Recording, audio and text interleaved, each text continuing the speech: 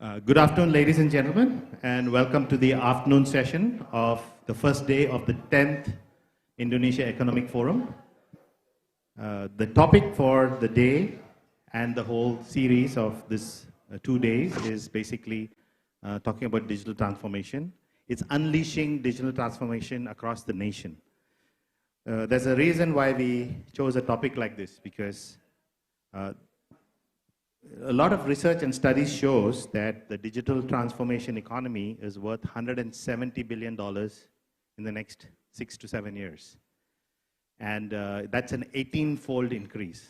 So 18 times in order to increase over 7 years is not a mathematical possibility unless a lot of things are done in order to enable it.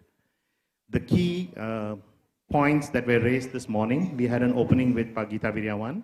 For those of you who were not here, the opening session of the morning was with Pak Gita Wiryawan, with Ibu Shinta Kamdani, and joined by Pak Sandiaga Uno, the Minister of Tourism and Creative Economy.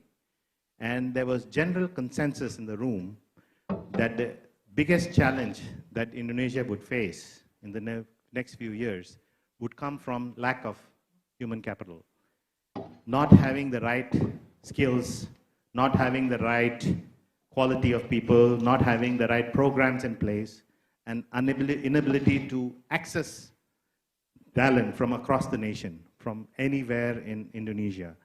So these became the challenges, and the topic of today is basically to address how could we find a way to work together, the government, the private sector, the public sector, academia, and all other stakeholders. How can we come together? I would not like to call it a blueprint, because I would like to call it a framework. A framework is needed which allows us to work together so that we don't get into the business of education. Because the business of education has been around for 200 years and it hasn't really solved a lot of the problems that we have. It is skilling that is really needed, and skilling means not 4-year programs or 3-year programs, but short programs that quickly align you to a job that's available and make you ready for the workplace. So being job ready and being able to function as soon as you get a job, or even get a job in the first place, becomes the biggest priority. And that doesn't take 4 years or 3 years. It doesn't take a degree. It takes short skilling courses. It takes programs that prepares you for immediate opportunities. It takes a completely different approach and methodology so that it can be done to scale. You can't have programs running only in the 3 major cities of the country. It has to run across 90 cities, 416 regencies, 38 provinces. That's the level of scale that is needed if we really want to achieve this 18-fold increase in the digital transformation economy. It's not going to happen with foreign talent. It's going to happen with local talent, Indonesian talent that is able to step up and be in the places where the opportunities exist.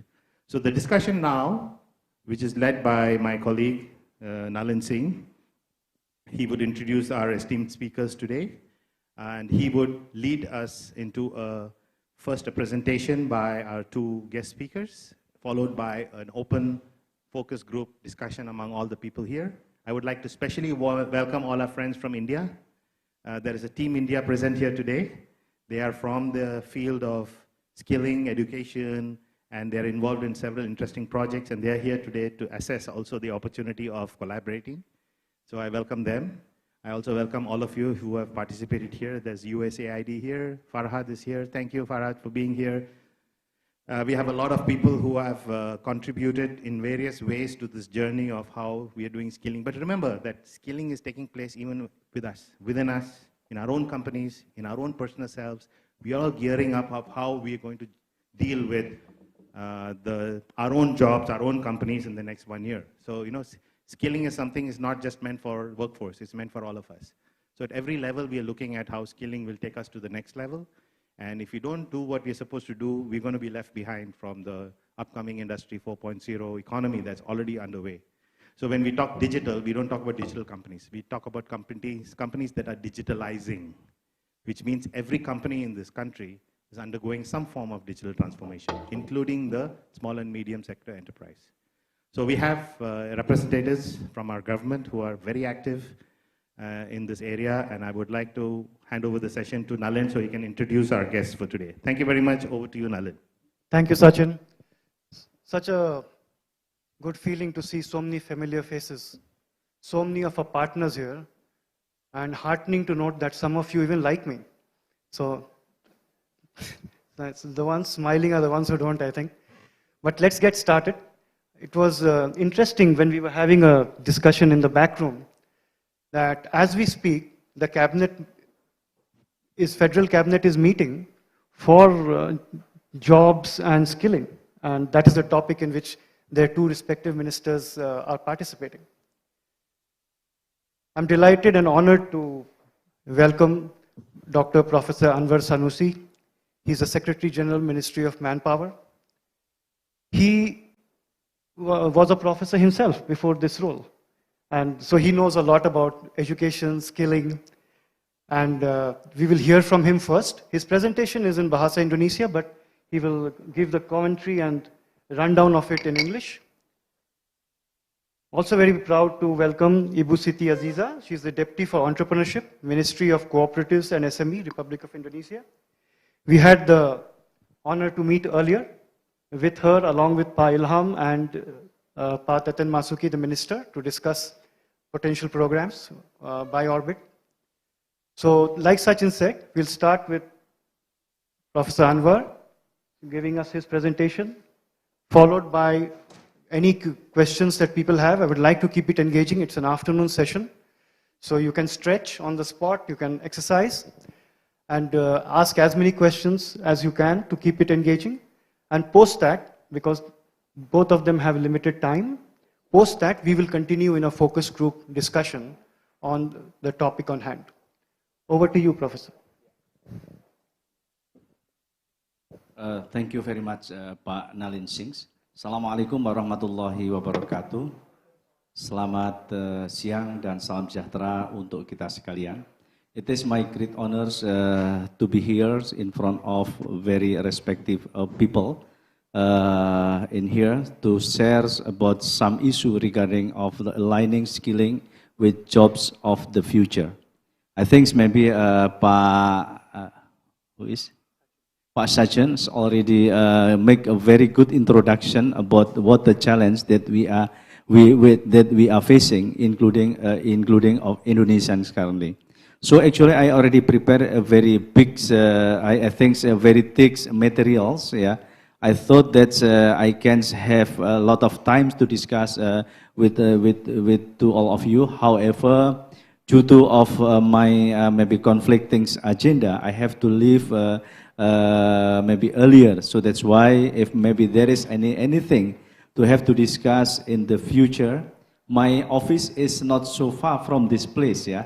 So I'm very welcome to welcome to all of you to come to my office to discuss any issue regarding employment in Indonesia. So first of all, I would like to give the description about what the current condition of Indonesian employments. This is about if we talk about the quality of employment in Indonesia. So we know that most of them now is maybe about 80% is low education. They graduated from maybe junior high school to the elementary school.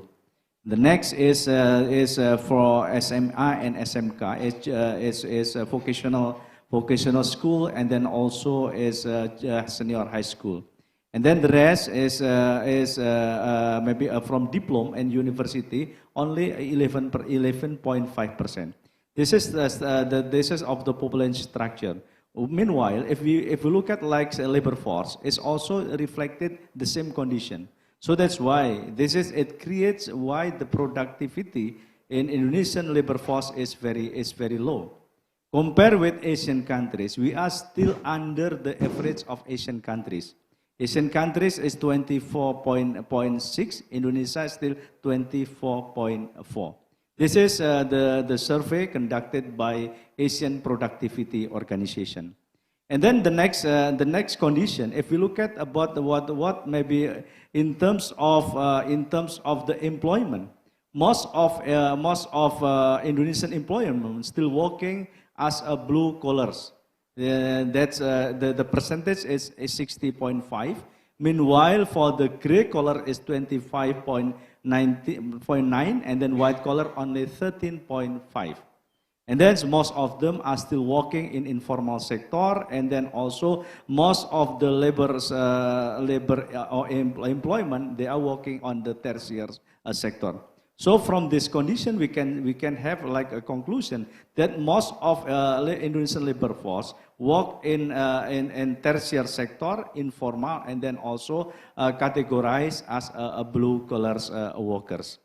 And then if you look at like in terms of employments, unemployment, even though maybe we already know that governments already make a very good achievement to reduce the level of unemployment.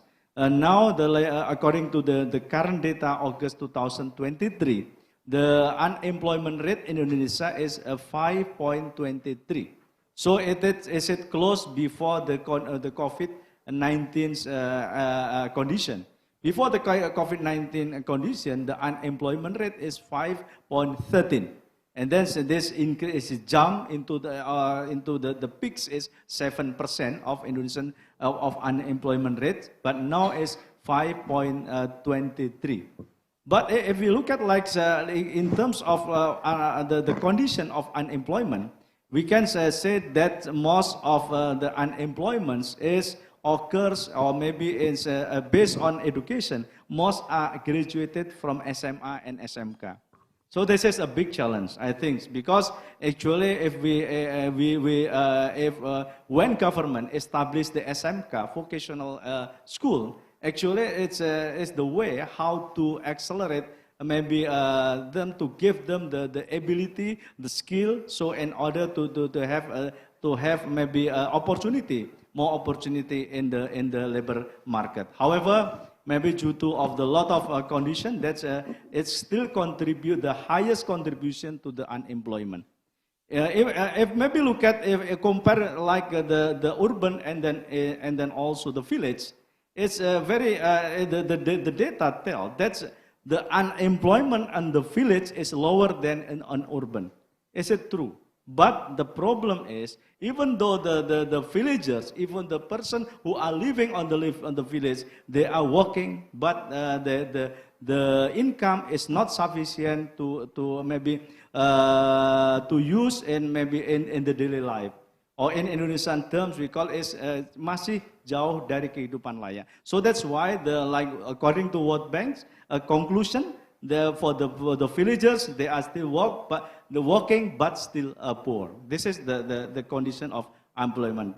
Next, I would like to give some condition. What the challenges of the labor force or maybe employment in Indonesia?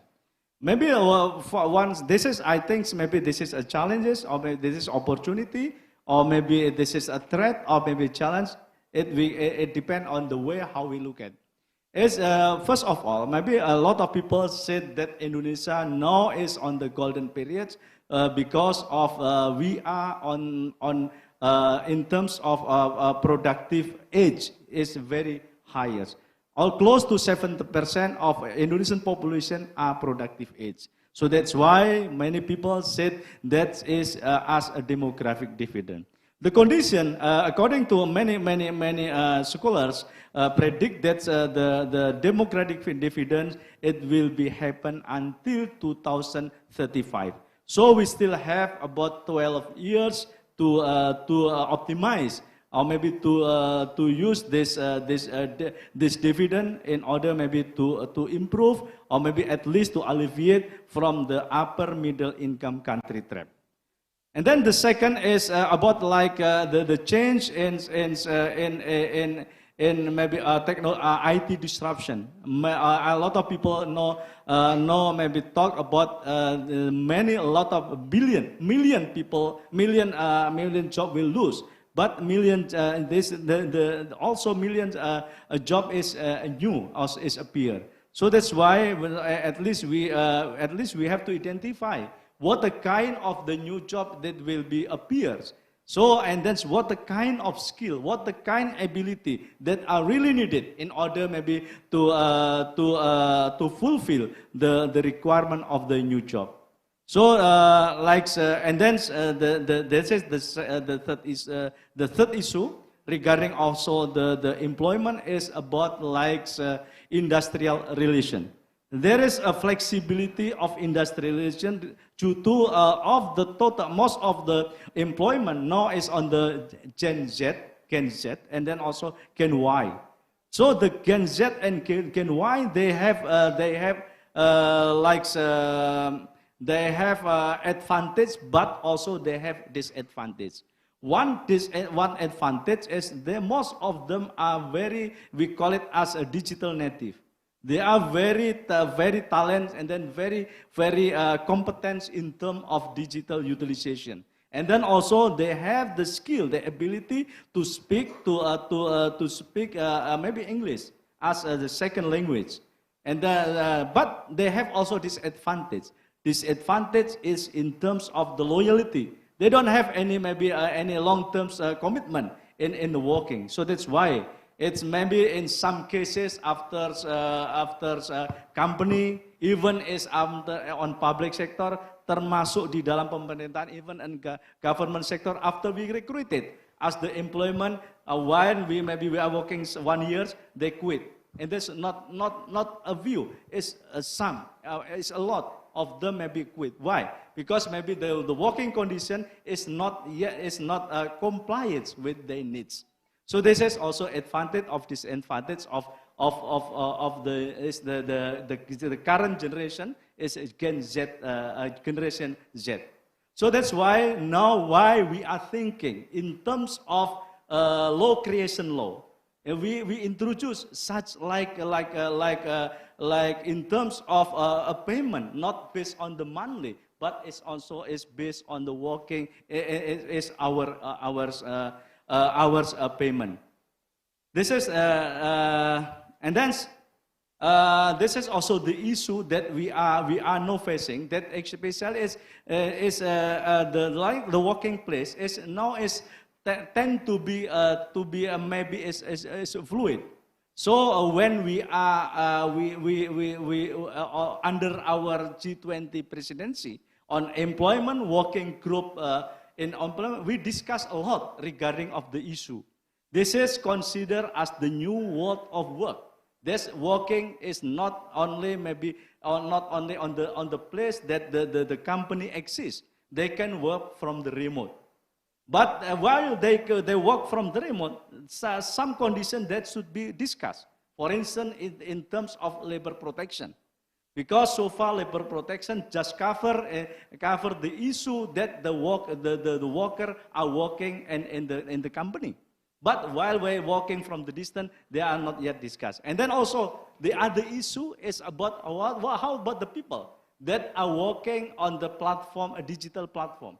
This is also the issue that now still undergoing to be discussed, and then of course we are very welcome to have maybe input and suggestion and how to manage the people who are working through the digital platform. So this is why I just give some example. Now, if we look at if we look some of the vacancies, job vacancies, most of them already stated they can work from the remote. This is also the condition that we have to maybe manage, yeah. And then I said that maybe this is also gig economy, gig workers, and then this is also I just want to say about what the challenges of the hours employments, yeah. Of course, many people, many companies, when we asking, do you want like the people who are skilled in the digital? Most of them said yes. But the problem is when they recruited the employment, most of the maybe newcomers are is not fulfill what the company requires. Most of them they are still in terms of the capacity, in terms of ability, is still very macro. They don't maybe, and then it's not so. It's too theoretical. And then also maybe is not down to earth. And then sometimes they asking also very high remuneration. This is why it happened, because most of them that we check Of course, they attending such like maybe, for instance, is attending for like a digital skill.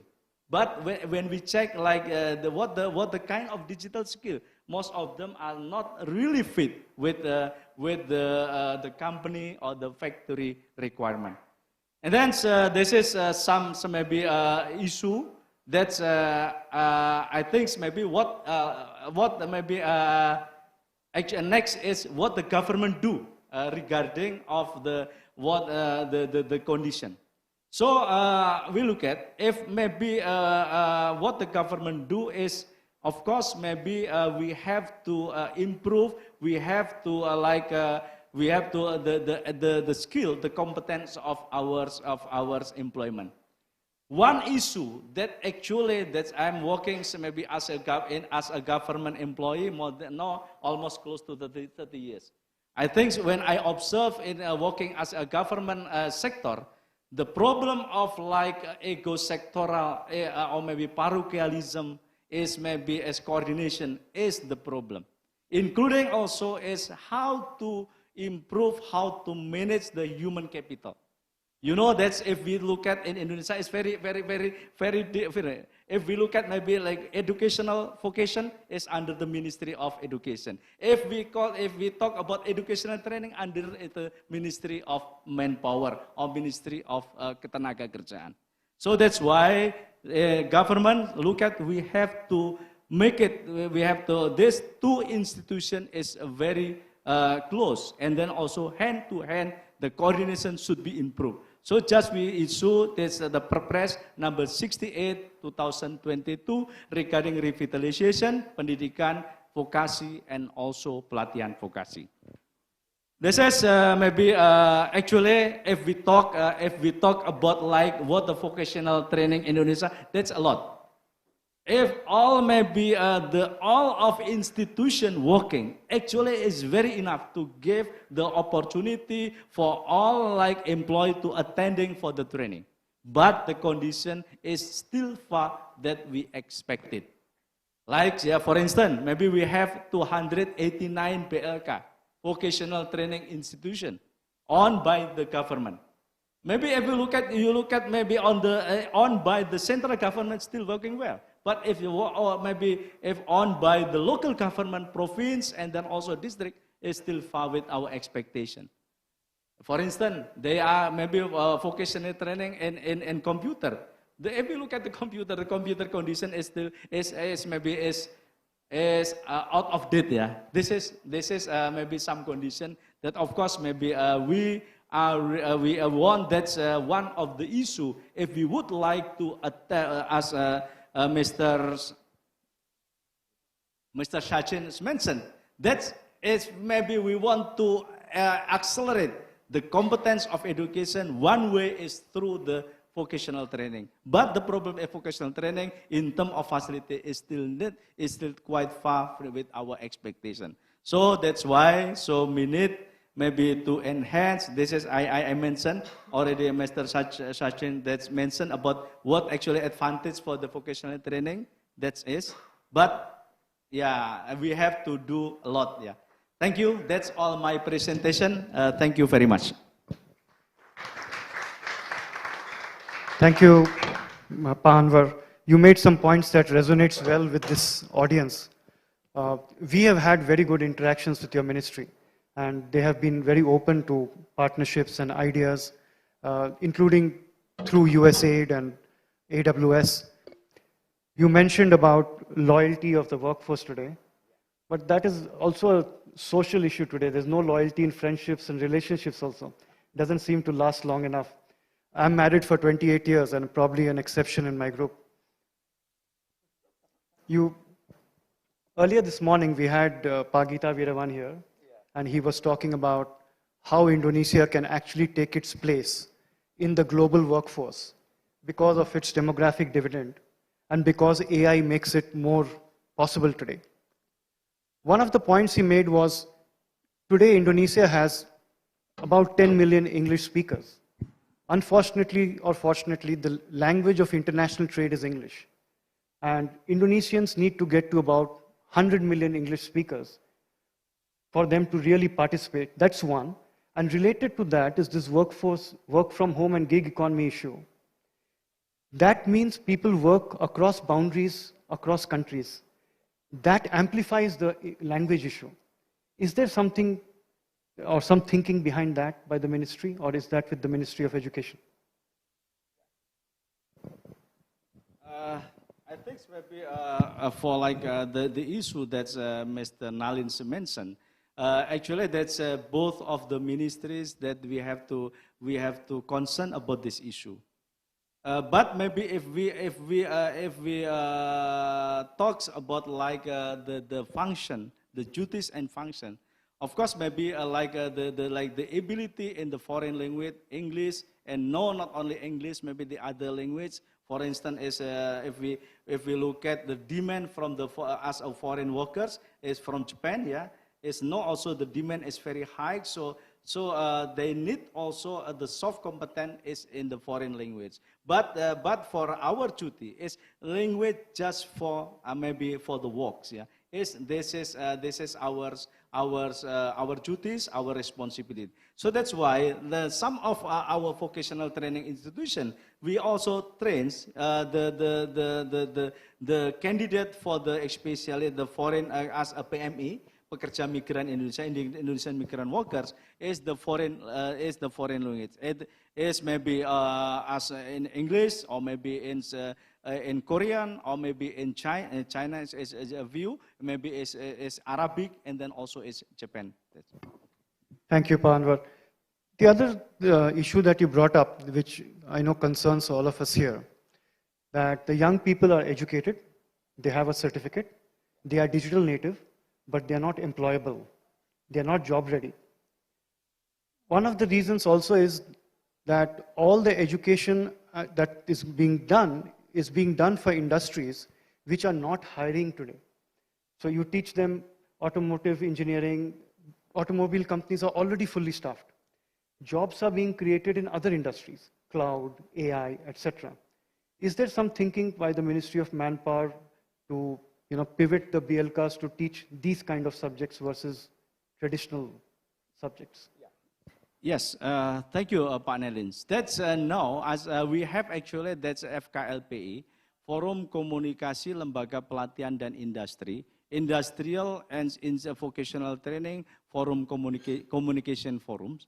This is as like the forum that maybe actually that can be used as the way communication from the industrial and then also industrial words to our training. So that's why maybe the case that you already mentioned, very high talented and then very good in the skill in the foreign language, but is not employed. Why? Sometimes maybe like the skill are not fully fit with the candidate. So Pak Nelins, and then also ladies and gentlemen, that's we know we still have the problem that we call it as mismatch. Either is horizontal mismatch or maybe it's vertical mismatch. So that is why we always we in the Ministry of Education and on Ministry of Manpower, we have the forum with the university in Indonesia. We call it as Forum Komunikasi Perguruan Tinggi untuk Ketenagakerjaan. This is such as forum to give the input to regarding what the employment demand that now is maybe as a demand from the industrial side. So we give to the university, and then also we have such a cooperation. When maybe the student graduate from the university, they are not maybe have a certificate ijazah, but they have also certificate of the competence. From where the certificate competence is get? Is from the some vocational training that owned by the government. Thank you, Pa Anwar. Is there any questions from the audience? We can take a few. You can pass the mic. If you can raise your hand if you have a question.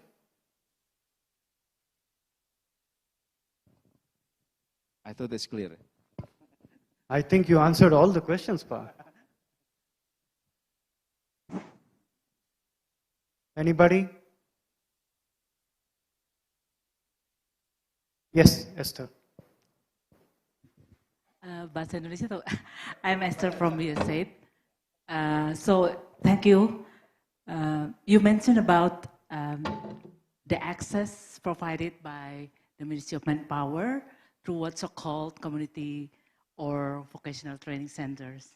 We are USAID is supporting that, but my question is, this kind of centers is actually situated in a city centers, which will be hardly accessible to youth, vulnerable youth, who are mostly residing far from the city centers. So what is the kind of approach to make these youth able to participate equally with their counterpart from the urban areas?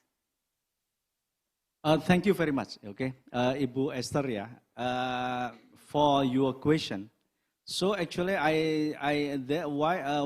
instead of the vocational training owned by the government, Ministry of Manpower also introduced such a program. We call it as community-based vocational training.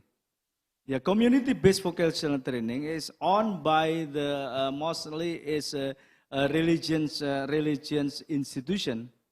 For instance, maybe is Islamic religion institution pesantren, or maybe wihara, or maybe is the like Christian institution. That's they said most of them are located on the rural areas. So this is the way for us to enhance our services in terms of the vocational training. Currently, there are about 573 community-based vocational training in Indonesia. Or Indonesian name, the name is Balai Latihan Kerja Komunitas, Ibu. Thank you, Pak Anwar. Thank you very much for your presentation and taking our questions. I will move to Ibu Azizah. Oh, there's one more. Yes, please go ahead. Good afternoon, Pa. So my question was with skilling, narrow skill-focused training, do you think that it may lead to a lack of adaptability in sectors such as fintech or AI that are, rapidly changing?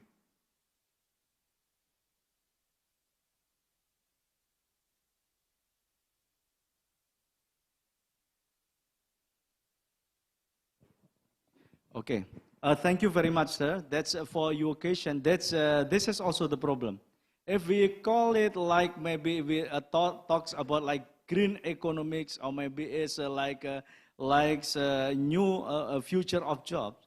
This is also some of the community they are still maybe need to affirms, yeah.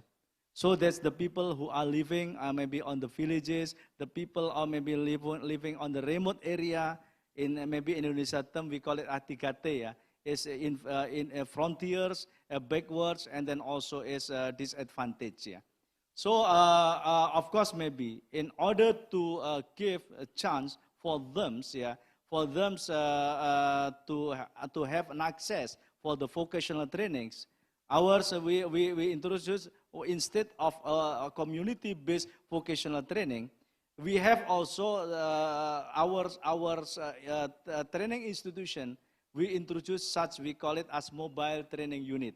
So this is the way to maybe to give, accelerate the training education in terms of the new or maybe in terms of the future's job. That's it. Thank you. Thank you, Pak Anwar. We have a question from Pak Ferry. He's the Managing Director of Accenture in Semarang. Selamat siang, Pak. Okay. I'm Indonesian, Pak. So, tapi kita pakai bahasa Inggris. Okay. I think my question is this: like based on the experience, I think I have also some short discussion with Pak Nalin as well. What we hire for the industries, and I think you show the data as well that like the Gen Z, they only probably 1 year, 2 years they left, right? So when actually we take a look, it's actually related to the character and attitude, Pak. So really my question is, from the government, is there any initiative to make, or I would say to make this attitude and character building as a really mandatory in school, or I don't know, probably as early as the earliest age. I know some of them is to the family, but school is take a long time. When actually they take from the primary school until universities, right? So yeah, that's my questions basically. Fairy, I agree. I think maybe your question is our challenge. Yeah. So we need to solve together about this current condition. Of course, maybe if we could make benchmarks the education system or maybe vocational training system from maybe to other countries, maybe we can take what a benefit that we can adopt. I agree. Maybe since the beginning, if we talk about the education, of course, maybe we first of all we have to build the characters. Not only maybe to make them very diligent, very clever, no, but they have a very good characters. But as I mentioned, it's about the Gen Z. This is, I think, is the common cases one. While maybe we are recruiting, that's I talk with the human resource development committee, or maybe as a director. Most of them maybe now is quite headache, because we recruited with, it's a lot of money we spend in order to get one candidate. After we recruited, they quit. So I think maybe the loyalty is our problem. So maybe it's agree. Maybe as even though, if I just maybe reflect my experience as a government employee sebagai PNS, Pak. As a PNS, maybe is in the first year we only get 80% of our salary, but we are very loyal. Why? Maybe because since beginning we are doctrined with maybe the national interest. Maybe in some cases we can adopt the system for maybe new employers. But maybe also is the way how to communication. I think maybe we have to change, because in the previous maybe the relation between boss and his staff is look like it's just direction. But now I think we cannot exist a lot longer. We have to maybe two-way communication between boss and the staff, because they are not the follower, but they are to be sparring partner. Thank you. Nowadays, the employees are more bossy than the boss. Yes, that's right. Thank you. On that note, Anwar, thank you very much. We are completely out of time. Ibu Azizah has a hard stop, and I would like to move to her, and we'll continue our dialogue after that. Floor is yours, Ibu Azizah. Before Azizah, I'm so sorry I have to leave. Yeah. Thank you very much.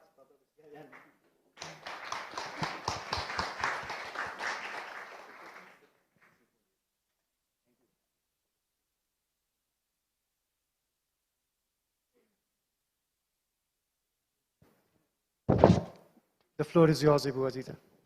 Okay, thank you, Pak Nalin. So first of all, I would like to deliver our apologies as the Minister of Cooperative and SME has other agenda. So he asked me to deliver the keynote as well as the presentation. So ladies and gentlemen, first of all, I'm delighted to address the influential thinkers, entrepreneurs, and key stakeholders in Indonesia economic landscape at the 10th Annual Indonesia Economic Forum. This forum marks an important occasion aligned with the strategic outcomes of the G20 and Asian Summit. This event serves as a dynamic platform to discuss a highly relevant topic, the profound impact of digitalization on Indonesia economy. As time progresses, rapid changes in technology and digitalization have transformed the way we work, interact, and conduct business. This is an unavoidable reality, and we must prepare to face it. We all recognize that the cooperative and small and medium-sized enterprise form the backbone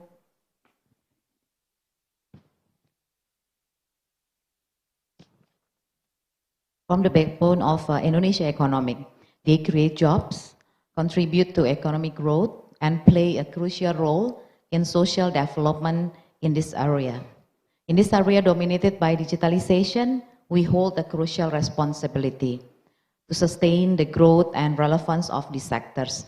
In that light, embracing digitalization across the entire value chain, from upstream to downstream, is imperative to shaping a new economy.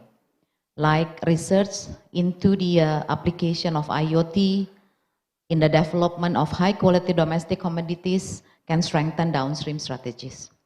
Ladies and gentlemen, in 2023, the Ministry of Cooperative and SMEs has 7 priority programs. One is a data collection of SMEs through direct survey. The second one is factory sharing. The third one is modern cooperative.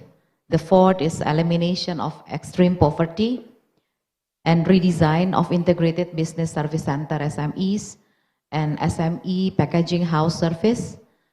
And the last one is national entrepreneurship development. So if we look further, this 7 priority program will be greatly helped by the maximum use of digital technology by cooperative and SMEs. Small and medium-sized enterprises in Indonesia have demonstrated remarkable growth, expanding beyond conventional industries and venturing into innovative fields like creative industry, waste management, renewable energy, and more. This dynamic transformation not only signifies positive progress, but also highlights the critical need to align skill with the requirements of future jobs. As SMEs navigate the evolving landscape of digitalization and innovation, there is a pressing need to equip their workforce with the requisite skills, ensuring they remain adaptable and competitive in shaping the future of employment.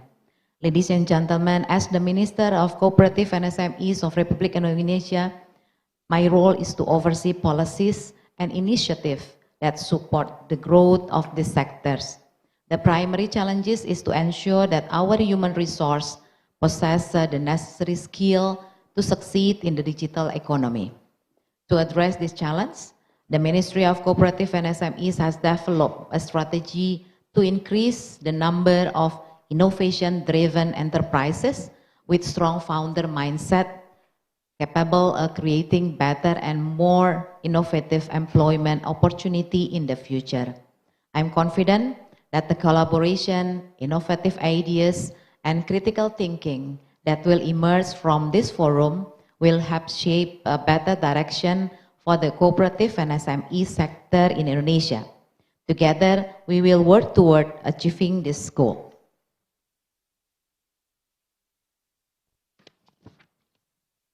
We are committed to collaborate with the stakeholders to ensure that all SMEs have the opportunity to succeed in the digital economy. Let's collectively create a bright and inclusive future for Indonesia economy. Thank you, Ministry of Cooperative and SMEs, Teten Mas Duki. So, ladies and gentlemen, let me give you some ideas on how we develop entrepreneur and digital industry in Indonesia.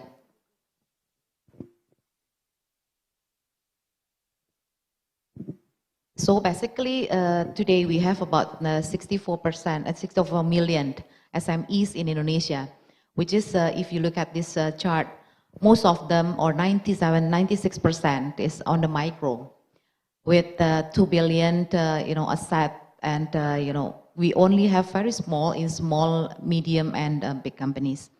So look at this number of SMEs, 97%. In Indonesia, creating job creation is by SMEs. So if we look at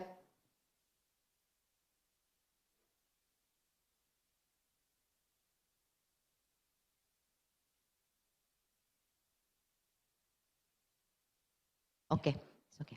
So if you look at the detail, 99% of the business population is actually SMEs in Indonesia. And we are contributing about 60% of the GDP and 97% of labor workforce and 14% contribute to export. So there is a majority of SMEs, mostly they are on the wholesale and retail in F&B sector.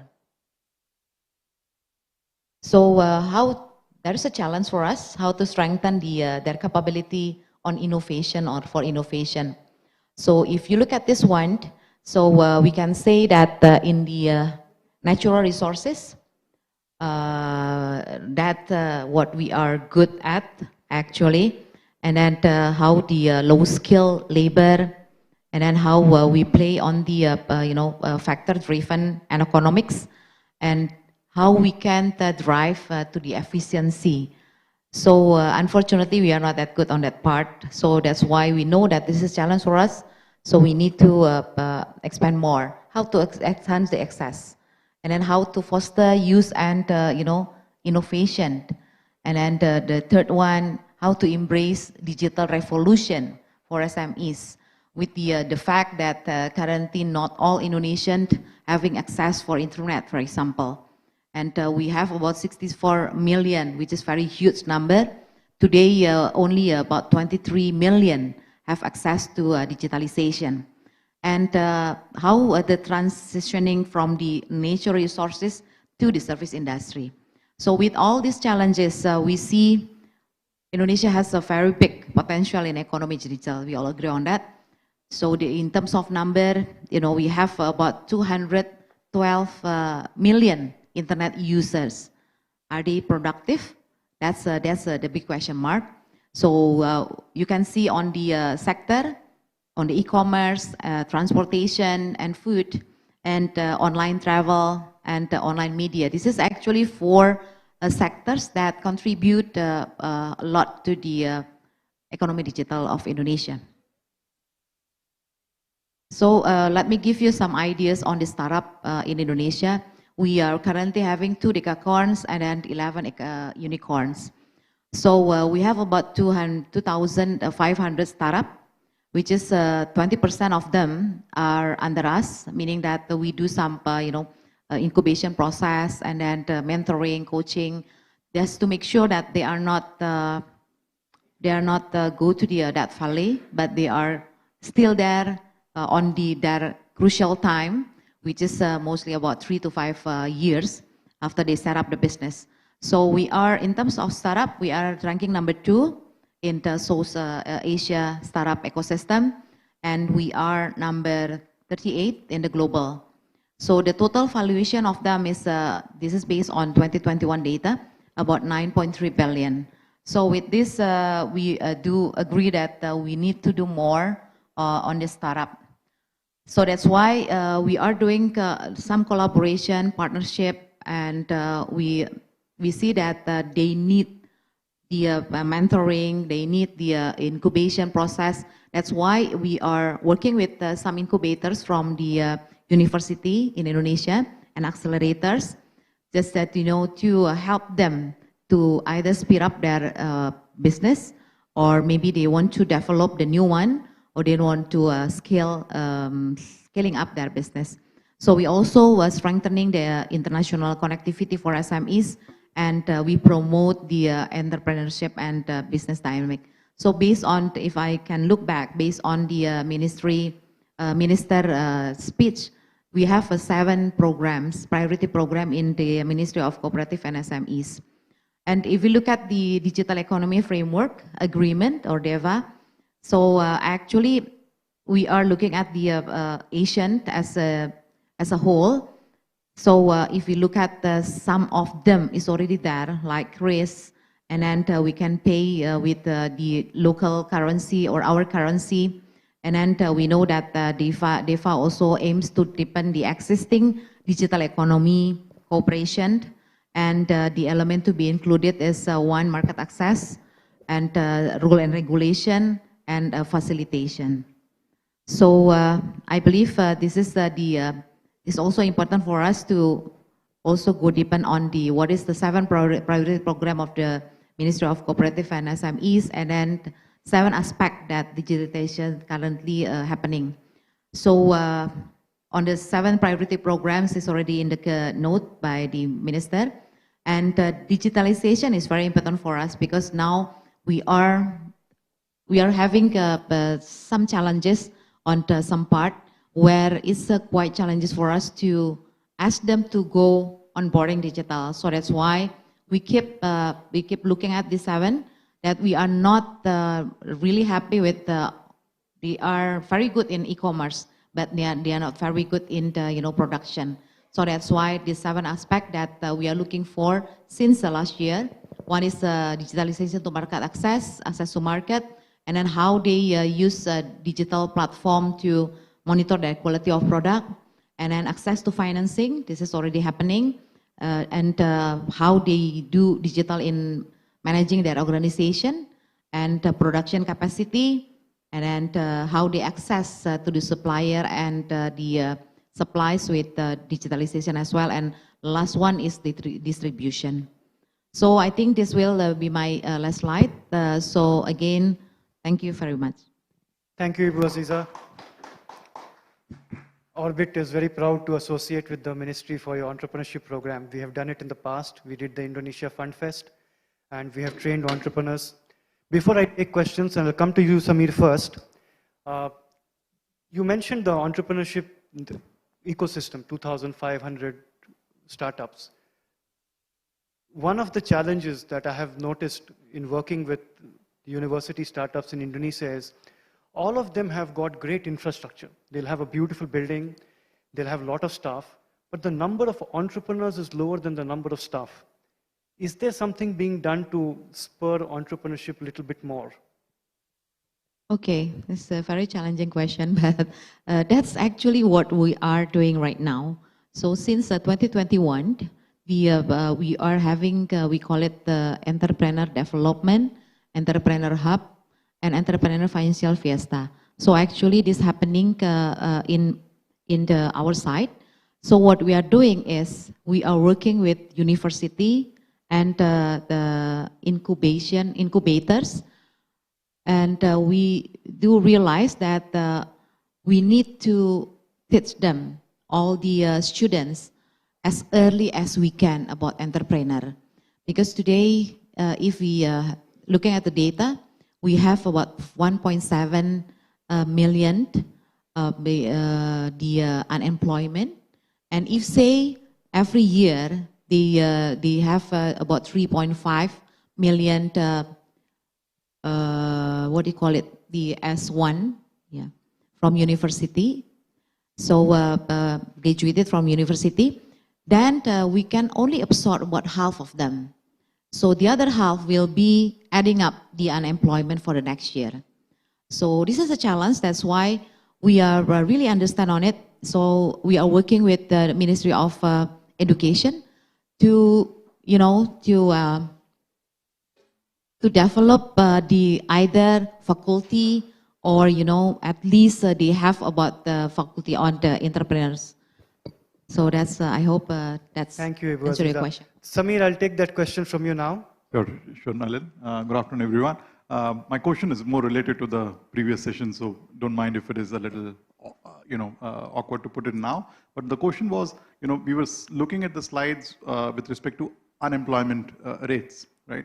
But as a country, I feel that all developing countries, go through that phase that first we are trying to address the unemployment, and then eventually we get to underemployment or dissatisfied employment, where people are looking for upskilling, or they are not at the level where their aspirations are, right?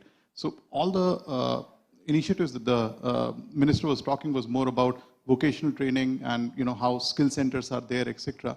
But for these people who are already part of the workforce, they may not have time or wherewithal to visit these centers or be a part of it. So is there a way through which we are also looking at leveraging digitization or digital skill training, which can be more self-based learning, which might be more suitable for such candidates? I think it's a relevant question because most of your MSME owners are not going to leave their business and go to a classroom. So how do you reach them to upskill them is the question relevant to you.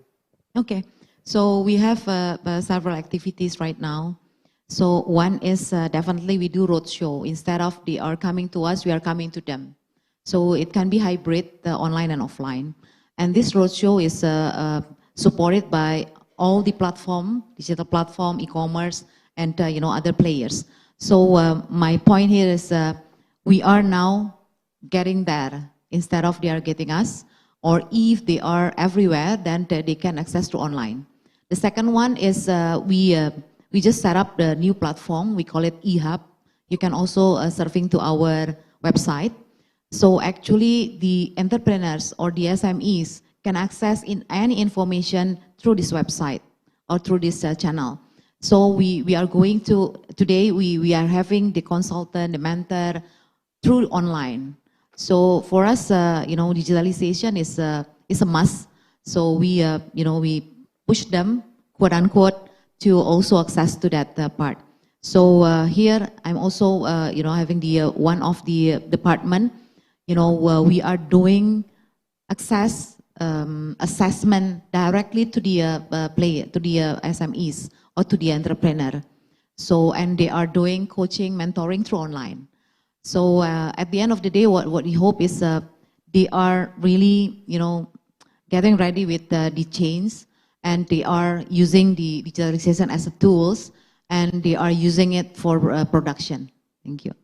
Thank you, Ibu Azizah. I know you have a hard stop, so I'll free you up now. Thank you very much for joining us and sharing your thoughts and representing the minister. Let's hear a round of applause. Thank you.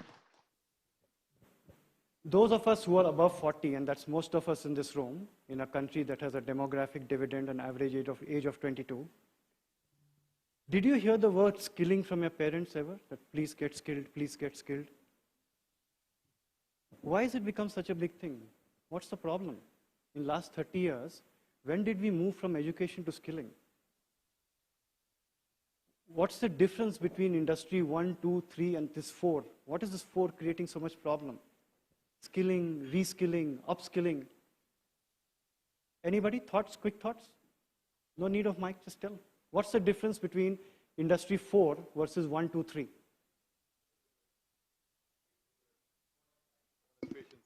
Agreed? Anybody else? Things are changing. Spot on. What else?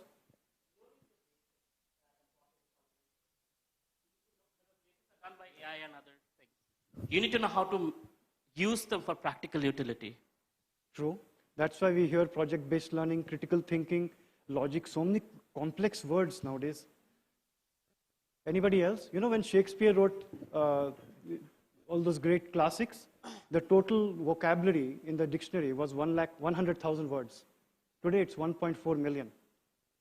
All these complex words have come, making life very difficult for us. Anybody else? What has changed?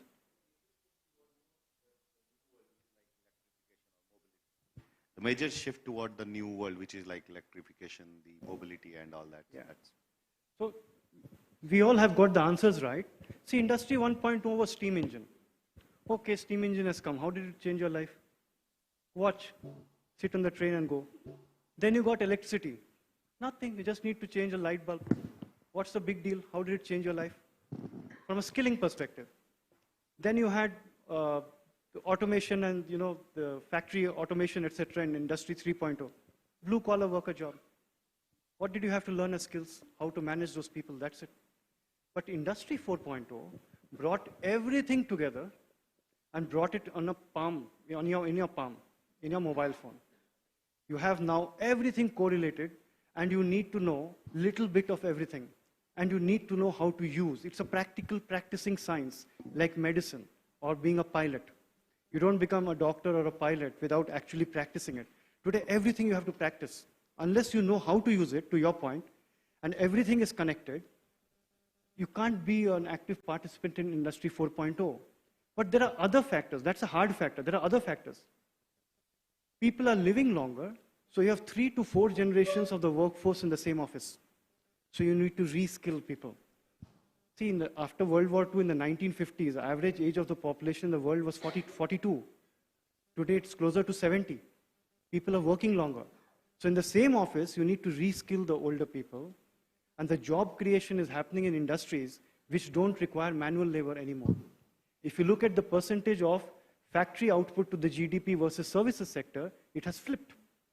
Today, services in almost all countries contributes more than manufacturing. So the skills required to work are completely different from what it used to be in the past. The sectors are more, so many more sectors. When we were growing up, all the sectors that I have been working in my last 4-5 stints were never heard of.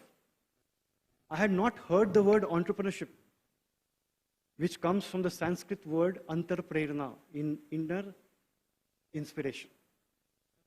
I had never heard the word entrepreneurship. I had never heard the word skilling, etc. But it has changed because of the interconnectivity of everything. So we will conduct this session in a positive way. I don't want to hear the problems. We all know it. Any idiot can tell you the problems.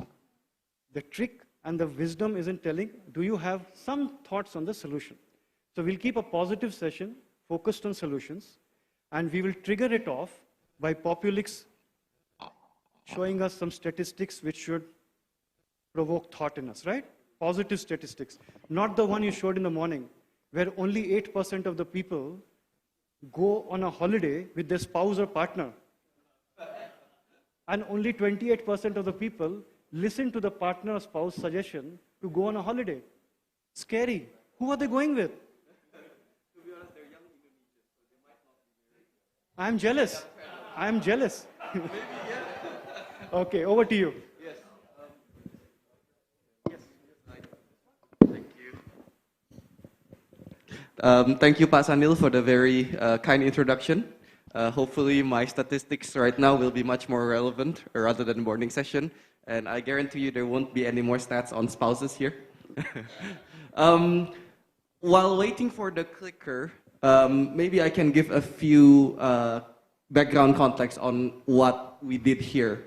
So basically we wrote an AI paper. So Populix is a consumer insights company. It's in the form of a booklet, and I think it's going to be distributed.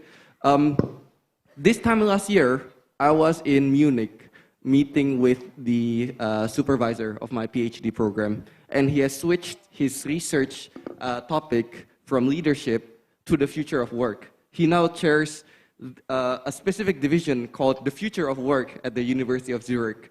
And I think that conversation was very eye-opening for me. And basically, if I can summarize, the world of academics are split into two camps now. One that believes we can live harmoniously with AI, and one that believes that one day we will end just like the Terminator movies. So with that in mind, I thought, well, maybe let's do some polls. Let's write a white paper on this. Obviously, as my session here is only a conversation opener, I will display only 3 slides that are meant to be thought-provoking, and as Pak Sanil said, hopefully in a positive way. And the rest of our findings can be found in the AI white paper that will be distributed around. So here we go. I hope the slide changes. I'm not very good with technology, ironic for a startup founder, but yeah. So we started off by displaying this picture. One is an actual Picasso masterpiece, and one is generated by AI. And we asked the people, the young Indonesians, the 400,000 people in our online panel, in our app, which picture, which image they thought were generated by AI, and which one was the actual Picasso masterpiece. The results were not so encouraging. So I think, if I can go to the next slide, 2/3 of the people found that the girl in the mandolin was actually AI generated, where it's actually made by Picasso himself. So I think the point I'm trying to get here is that generative AI and all sorts of AI is doing such a good job that there is now a very fine line between how AI can help our lives and also between AI taking our livelihoods, right? They can do pretty much a very good job in anything. And so we can see here that a lot of people are obviously feel that their jobs might be replaced by AI. And I think, the point of this discussion here is to figure out ways in which perhaps they can be reskilled, or perhaps how we can make sure that AI is used in a positive manner. Pak Gita, I remember in the earlier session, mentioned that a lot of the people in AI take a very, borderline cavalier attitude towards AI safety, and that's something that perhaps we may touch upon in the discussion as well. And I think another thing that I found very interesting in the white paper is that, AI obviously can touch many different facets of daily life, But we have this feeling that, you know, the arts is a bit more sacred. Like AI shouldn't touch the arts, right? If you remember a few months ago, there was a big strike in Hollywood where the writers demand that writing movies, writing scripts should be kept as a human job. There should be no or very limited AI influence in that sphere of work. And so in here we see that the Indonesians we surveyed feel that, well, AI at least can help us with data analysis. This is something that we're open with. But in creative sector, which is a topic in the morning as well, it's perhaps something that they have bigger reservations on. And finally, this is also something that I found very interesting. Who actually uses ChatGPT in Indonesia? When I was in school, I was always taught that plagiarism is the biggest issue, right? And so it's very concerning for me to see that university students use ChatGPT very often. And also even like kindergarten to high school students. So are we really going to allow this? Or is there specific ways that we can make sure that AI contributes to education in a positive way from, you know, how kids are brought up from a very young age? And we can see here that another interesting thing is that beyond the formal job sector, informal job sectors, such as homemakers, they also use ChatGPT, and for many different reasons. You know, right now, I think the most common uses are for, you know, drafting and ideation of ideas. We want to do information search, and we trust AI to summarize things for us, for example, making our travel plans. And also in writing essays, right? Sometimes when we can't really put our words into something, we trust AI to write the words for us and to speak for our ideas. So with that, I think my 5 minutes is up, and I return the floor to Pak Sanil. Thank you. Tell me something. Does somebody have to be a PhD to work in your company? I don't think so. I think the other 100 people there. You said Dr. Timothy and you flashed your PhD. I got a complex. I think it was printed by the organizers, unfortunately. Okay. Give you the benefit of doubt, otherwise I have to send you out. How many PhDs do we have in the room, before I offend any more? I have an honorary one, which I don't use. Great. So we are all at the same level, okay? When I go for these university programs, I land up in a room full of PhDs. But that becomes a bit tough on me. So taking off from what you said about AI, I will kick off a discussion and then we'll go to and fro. Feel free to either speak when I pass the mic to you, or if you want to interject and interact directly with somebody, do so as well. We'll try to focus it on a positive outcome. We'll try to focus between after school and before work. Try to keep it a little focused. Feel free to go elsewhere, but try to keep it there on entrepreneurship, on after school, before work. The university system, which is right in the middle of after school and before work, the traditional model is pretty dead. Almost every industry has been disrupted so violently, and that is the last bastion that is going to get disrupted. Why is that happening? Universities were set up as places where, and when I say university, don't think tier 1. Don't think Harvard, Stanford, Beaners, President. Think tier 2, tier 3, where the masses are.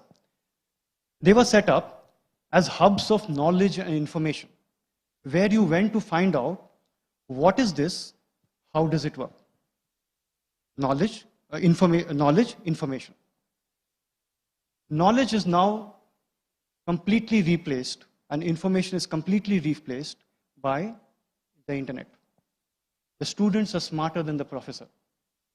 The most educated person in the class is the lecturer, and no student wants to be a lecturer. That's the irony. None of the students want to be the lecturer. They're only sitting in class because the government has regulated you have to attend these many years and you have to get this certificate signed by this gentleman. How did they differentiate from each other earlier? Because they were teaching from the same textbook, students were writing the same exam, getting the same certificate. It was about who is teaching and how, and not what was being taught. What I say today is that the era of technology and content is over. That's why universities have become redundant. Everybody now wants to focus on methodology and outcome. How do you teach? Is it engaging? Is it personalized? Is it customized? Is it curated? And does it give the student the desired outcome? When they pass out, if they came for a job, they should get a job. See, a very small percentage comes to do research. They are welcome to remain in university. But do they get a job? And if they came to be a job creator, an entrepreneur, do they become an entrepreneur? If these two objectives are not met, students should demand a refund. Just like if we buy a product or service and it doesn't meet our expectation, we demand a refund, right? So why don't universities give a refund? You don't get a job, get a refund. This is the era of methodology and outcome, not content and not technology. Technology is virtually free, and all content is virtually free in the world. If you want to learn, you can learn it yourself. But that is the other paradox. With all this free learning, people don't want to learn. We didn't enjoy school and college to learn. We enjoyed the companionship, the networking, and other things. For hardcore learning, very few people are self-motivated. And that's a larger problem here than it's in some other countries.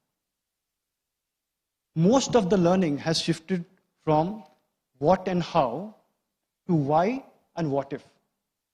So information, knowledge, why and what if is skill and competency. Skill and competency comes through either project-based learning or actually doing stuff through experiential learning, internship, working, etc.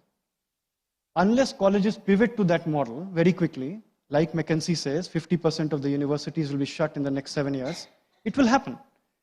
In this restless social media-driven generation, where 7-minute video is too long, making people go through 3 years, 5 years degree, and then they're not getting an outcome, not going to work. It's staring at us in the face. It's not going to work. With those thoughts, I'm going to go around the room, not in any particular order, and I would like to hear what you think is the way forward and how we can help. We don't have solutions, not in this room, but together maybe we can find some common ground. Farhad is from USAID, and so is Esther. I will start with you, if we can hear thoughts from you on this, on the university system and what we can do to help them pivot. Thank you, Nalan.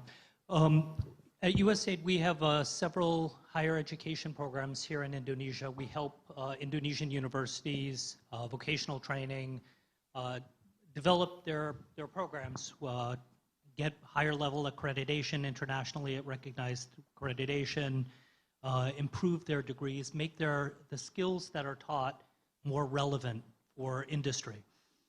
And one thing that I think I see across the different programs we have, one of the key solutions in all our programs is partnerships. Partnerships with industry.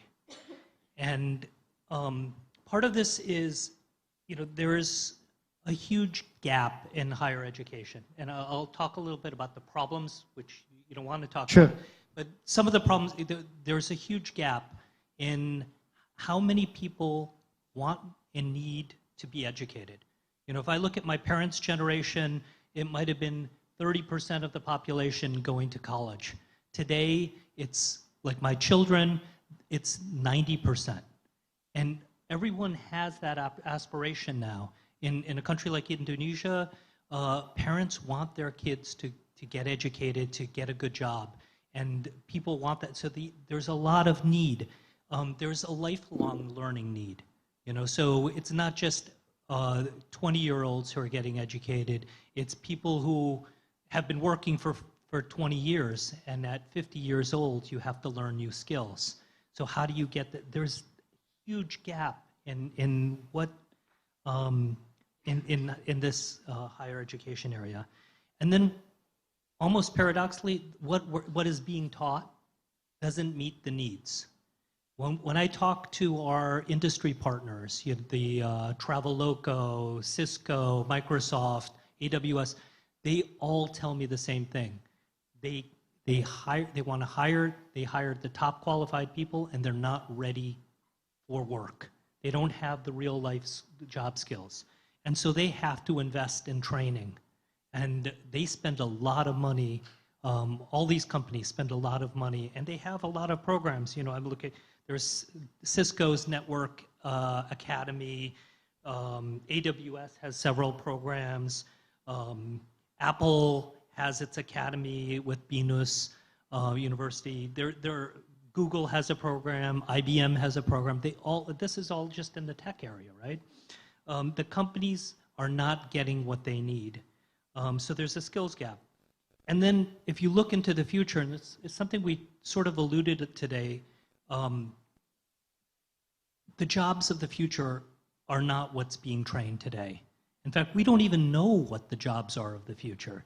I've seen some of these studies that say 65% of the jobs of tomorrow don't exist today. So we're trying to prepare people for jobs that we're just guessing. And so we have to think about this differently. And I think the key here really is building these partnerships, mostly with business, with industry, but also with government and civil society. And the partnerships are going to help the universities, the education institutions, try to develop skills that are really needed, help them with resources, because there's just not enough resources out there. And then also, maybe most importantly, try to become more adaptive and having a problem-solving approach. So when the students of tomorrow come in, you don't know what jobs they're going to be doing, but they have the skills to adapt and solve the problems of tomorrow and work in that area. So, and then I think Pak Ferry, yeah, I think you mentioned something that really struck me, and that's the question of, this isn't just about economic impact, right? We also want to train people or prepare people to be citizens, to be part of society, to be good people, right? And having that idea of social transformation as part of the education mission, I think is something that's really important and we shouldn't forget. I'll stop there. Thank you. I have some thoughts on that as well. I'll pick the last point. When we are the largest partner for Campus Merdeka. We do thousands of students across 500 universities. When we started with Campus Merdeka, the ministry insisted that even for AI and cloud, 50% of the curriculum should be non-technical, including teaching compassion, empathy, to be a good citizen, etc. So the ministry is aware of it, and they are doing that. I was very surprised. I don't see that in other countries. This partnership model also is a good point. Typically, universities are not set up to collaborate. I was speaking at your event yesterday, the Happy event, and I was answering a question on this. Academics are not great at networking. They are not great at going out and schmoozing and networking with people and signing up partners. Most private universities hire people from the corporate side and give them a CEO kind of title for the university, and they do this for them. Indonesian universities, tier 2 and tier 3, are yet to make that leap and accept that they need professionals from the industry to speak the industry language and partner with industry. Another point about enrollment numbers, globally, the world has seen the lowest graduate and postgraduate enrollment numbers since they started tracking the numbers. It peaked in the 1980s. After that, enrollment numbers have been coming down, and post-COVID, the enrollment numbers have really dramatically come down all over the world. It is a problem. They are unable to fill the seats. I'm going to go to Pa Manoj. Pa Manoj has 2 children who are in university, I think both in the US. Do you hear any feedback from them? Are they comfortable doing 2-year courses, or what do you hear from actual users? This is a point I make all the time, that whenever we have a conference on education or skilling, everybody is in the room except the ultimate stakeholder, which is the student. I was saved today because Umesh's son was there. Now he is left. At least I could say no, in our conference we had a student in the room. Manoj. Well, I have 2 kids, and the first one is actually graduating, and now she has an issue whether she will get work in the US or not. And I'm not sure whether she's going to be ready for work or not at that time. But Besides that, I mean, I would like to touch on the universities, or basically the education system now. Basically for me, is the education system is too much focused on marks. How much marks you get, what's your SAT levels to go to the university, what's your IB scoring and everything, and all these things. But I think marks is quite correlated to how strong is your memory power, but not your critical thinking. And that's a problem in the scoring system. But this has not changed for the last, since I was in school. And I think we need a total change in thinking, but the question is who's going to lead it. And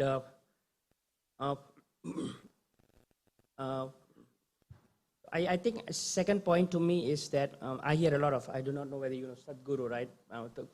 I hear a lot of Sadhguru now. The problem here is that we teach a lot of things to the kids, but we don't teach them proper ethics since young. So when a kid come back from school, and then most of the parents will ask, what is your score? Or from a test, what did you get for your score? And then when he says 80, I got 80 out of 100, and they're going to ask you, what did your friends get? And he says 90, or that kid might be getting a lot of banging from his parents and said, no, you should be getting much more. What we are teaching here is a lot of competition, and do whatever you want to get ahead. And this is a big problem because we are teaching our kids a lot of greediness into the system. And I think the 2008 economic crisis in the US was all about greediness in the banking sector. So if we don't change the education system, I think we will see a lot of economic movements up and very, very highly cyclical in the system.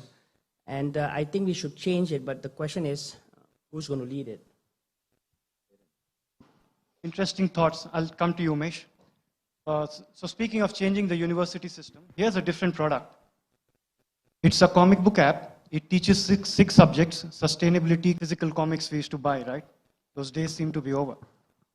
Yes, Umesh, you had a point to make. So I have a view on this. It's a little long, just hear me out. I think the basic university education, which most of us got, right, helps in development of mind, right? And what is happening now is all these new companies, they have their products, right? So Amazon, AWS, Microsoft, Azure, etc., etc. And obviously they would want a section of population to be trained on those tools or those products, which is where all the skilling programs comes into picture. I'll give you my personal example. So my daughter did the IB program, which is a very difficult program. It's very consuming. And my son did the A-level program, which should have been also difficult, but he took it a little easy, only 4 subjects, not as much to do. What happens is when you put your kids through a very grueling program, it develops them in various ways, right? So I did my computer engineering way back. I haven't written a single line of code, right? And that's what I tell people, that I would still do engineering again, because it trains your mind to understand complex concepts, difficult, basically it just makes your mind go through a lot of churn, right? So it's a mind development thing that happens. And then of course you do your whatever other studies, higher studies, and then you decide which line you want to take, and etc., etc. So I feel that is the difference between the university education and the skilling programs that we need.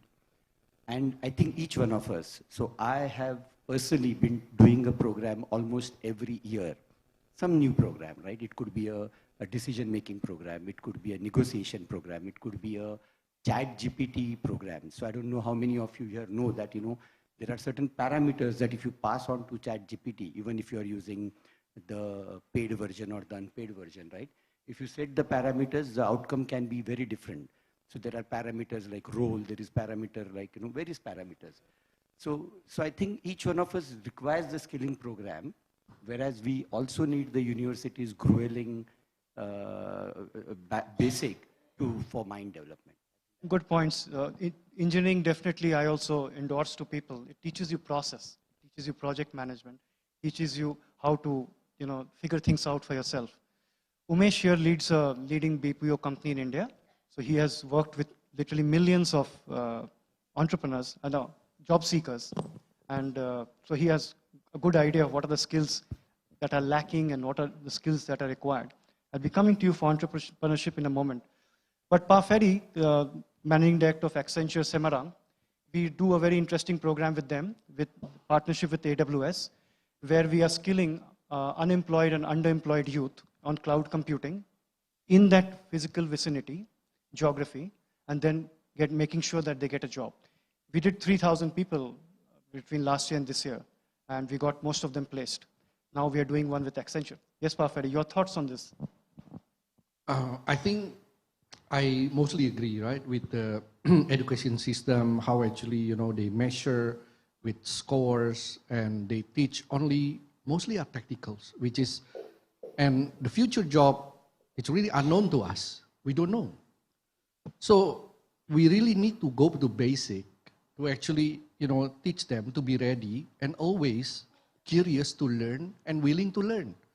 I went to many university. I always, meet with the students because I do some, just, to know them, just do some campaign as well, right? And I ask questions, right? For example, if they are in computer science, I ask them, so what are you learning today? What programming that you learn? They say, oh, I learned Java, I learned PHP, I learned whatever, whatever framework like Laravel, etc. And I say, okay, for example, if you've been hired to my company, to Accenture, and I be given for you to work in something different. For example, I put you in the project, you're doing C++, or even COBOL, the old language. Then what will you do? A lot of students say, oh, sorry, Pa, I cannot do that. I say like, well, it's not about can or cannot. It's about like, do you want to or not? Are you willing to do it or not? Because, from the company perspective, like we always be able to give them training. And then if we relate to the future job, we don't know what actually are the jobs now. If they are not willing to learn, then that's it, right? They stuck. They stop, which, it's very dangerous. And then there will be a gap, that's this generation, they don't want to learn, and then we will be lack of resources to work. So I think back to basic, give them a training of, really, hey, what is the value? What actually, you need to be, working hard, project management, probably, something like, do a project, give them a most complicated project. Can they endure? Can they do a teamwork? Can they learn something new? All those things, I think that we need to give, to teach the student instead of giving, oh, you learn Java, you learn PHP, you learn, I don't know, SAP probably, right? I don't know, but SAP, once actually they open the database into ChatGPT, that's it, right? I don't think we need functional SAP anymore. Sorry, I do SAP, but that's my field. Yeah. So all of us who have teenage children at home feel your pain, and we understand that. But the best job readiness that we can provide is to make them self-learners. And desire and drive is definitely an issue in some geographies more than others. Yeah. I want to shift focus a bit. Avelo Roy here is a entrepreneur, successful entrepreneur in his own right, tech entrepreneur, very early in his life, one of the youngest. He went on now to found Kolkata Ventures, an incubator accelerator out of Kolkata, one of the largest ones. He works with a lot of universities. In fact, he's on the board of the Ford Foundation University in Belgium. And he is very popular on social media for his short clips on entrepreneurship. What's your take on all of this? Thank you very much, Nalin. So we are getting stuck on the fact that AI would replace jobs. Just like in the 90s, we thought computers would replace jobs. It didn't. Actually, we used them as a tool. By definition, a conscious being is much more productive than dull matter. So with that understanding, today's educators need to understand, and like the stats really correctly showed, that people are going to do their homework using ChatGPT. Now, what do the professors do? Okay, you've written this essay with ChatGPT. Now make it better. How can you do it better than ChatGPT? That's where the human aspect comes in. Otherwise, we have smartphones and dumb people. So it's important to kind of ignite that spirit of learning, that spirit of innovation, the spirit of creativity, and that is what we stand for as humans, and that's why we will always win over machines. And our professors, our teachers need to relearn how to bring that out. When there were no TVs, when there were no screens, kids had to read books. Kids had to create drawings, from their imagination. Today, we don't see that much imagination happening in the school curriculum. When I was in Cambridge, my exams would look like this. You have 1 hour, you have these many tools, you have 1 hour to figure out, devise a situation. So you're given a situation, you have 1 hour to figure out, using these tools, how to get out of the situation.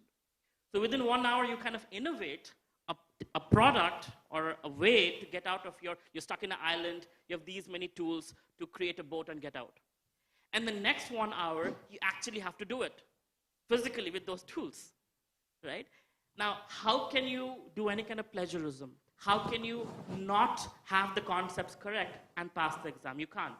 So that's where this education system needs to kind of be practical, where we need to really teach people how to think. The rest will be taken care of. For the next 50 years, 100 years, whatever we see, there's going to be much more innovation. AI is just a tool. Just like refrigerators, when they were invented, that is an industry. But Coca-Cola actually became a product that capitalized on that industry and grew, right? Soft drinks. So AI is a basis on which we, using our creativity, can build tools and products and services that would, enhance our lifestyles and allow people to earn a living while they sleep. How many of us think that we are overly paranoid about AI? Paranoid about AI. Okay. That's an interesting take. Thanks, Avelo, for that. I'll come back to you for entrepreneurship. Speaking of future jobs and jobs that we don't know about, some we do know about. One big area opening up is the electric vehicle area, right? And Indonesia has kind of lagged behind. It's, I think, 5 to 7 years behind India and about 20 behind China. But now it's beginning to pick up. We have a guest from India, Mr. Vinod. He leads a company that teaches EV curriculum at 750 universities of India. And his company sets up state-of-the-art Center of Excellence labs, EV labs, in universities, corporates, etc. And of course, Orbit has partnered with them to bring it to Indonesia. What are your thoughts? What kind of traction do you find among students for curriculum like this? Thanks, Nalin. Am I audible? Thanks, Nalinji. First of all, I would like to tell the background, why I have taken this kind of initiative. I have started a NGO called Impel Society of Innovative Engineers in 2013, through which the vision was to create a platform for the engineering graduates where they can develop something by their own, through which we launched many mobility events, so students can do something out of classroom, some type of things. So that idea was accepted by more than 300,000 of students in all over the Asia. So on the similar side, I thought, why people are so much interested of doing out of curriculum things? Because we also recognize the problem that we have at our academic system. We are teaching the same curriculum from last 30-40 years. We are not making any kind of changes. Second thing, we are not giving any kind of training to our faculties. We are not training to the trainers. And we are not investing on the tech infra that is required for the today's world. We are, going ahead with the automation and technologies. But at the academia, we are lacking with the similar kind of opportunities for the students. If I take an example of curriculum, people are still studying about the IC engine. that they are teaching two-stroke engines from last 30 years. Because they have only two-stroke and four-stroke engine box up at the college. They don't have any kind of infra or labs to teach new technologies, future job skill technologies. So my company work in the same field, and I'm very fortunate enough to having connection with more than 700 plus engineering colleges. We are helping to develop their curriculum, upgrading their curriculum that could be people-centric, aligned with the industry requirement, so students can be job ready or industry ready. Second thing, as not only the job ready, as well as we are also creating a thinking and mindset where they can create the jobs. They can become the entrepreneurs. They can do something by their own. Countries like Indonesia, here this kind of things is very much required. People can come forward, the young minds, young entrepreneurs, new age entrepreneurs can come and they can launch two-wheeler, electric vehicle startups, three-wheelers. Even though same things is happening in India. In last 5-6 years, I guess, Dhanu sir, if I am not wrong, more than 3 lakh plus startups has been registered, right? So we need to create an ecosystem where we have to provide a platform, and my company like ISI India and Orbit is doing similar kind of job, and we are trying to provide a platform to the youths so they can be not only the job ready as well as they can become the job creators. Thank you. Thank you. Thank you for giving me an opening on entrepreneurship. He's a much awarded entrepreneur from India by the government of India. I want to move to Dhyanu. Dhyanu is also an entrepreneur, an investor, runs a VC fund. Do you see any particular gaps on the entrepreneurship side? And for a country where the entrepreneurship ecosystem is again 5 to 7 years behind India, is there any particular inputs you want to give that they can spur entrepreneurship in the country? So I think I remember back in 2018 or 19 when I was mentoring a company called Go Mechanic. At that time, the bigger funds were telling them to go to Africa. I will not name the fund, one of the largest in the world. And they came back to me because I was their investor mentor. And I said, go to Indonesia if you are looking at out of India. Because it's most of the things are very similar to India. Culturally, we may be little different, but everybody have their own culture, food or something or all that. But otherwise, large population, the youngest population, ever growing population, which is probably the problem of the world and not for these two countries. Look at Italy. There is not even a single birth in the last 3 months.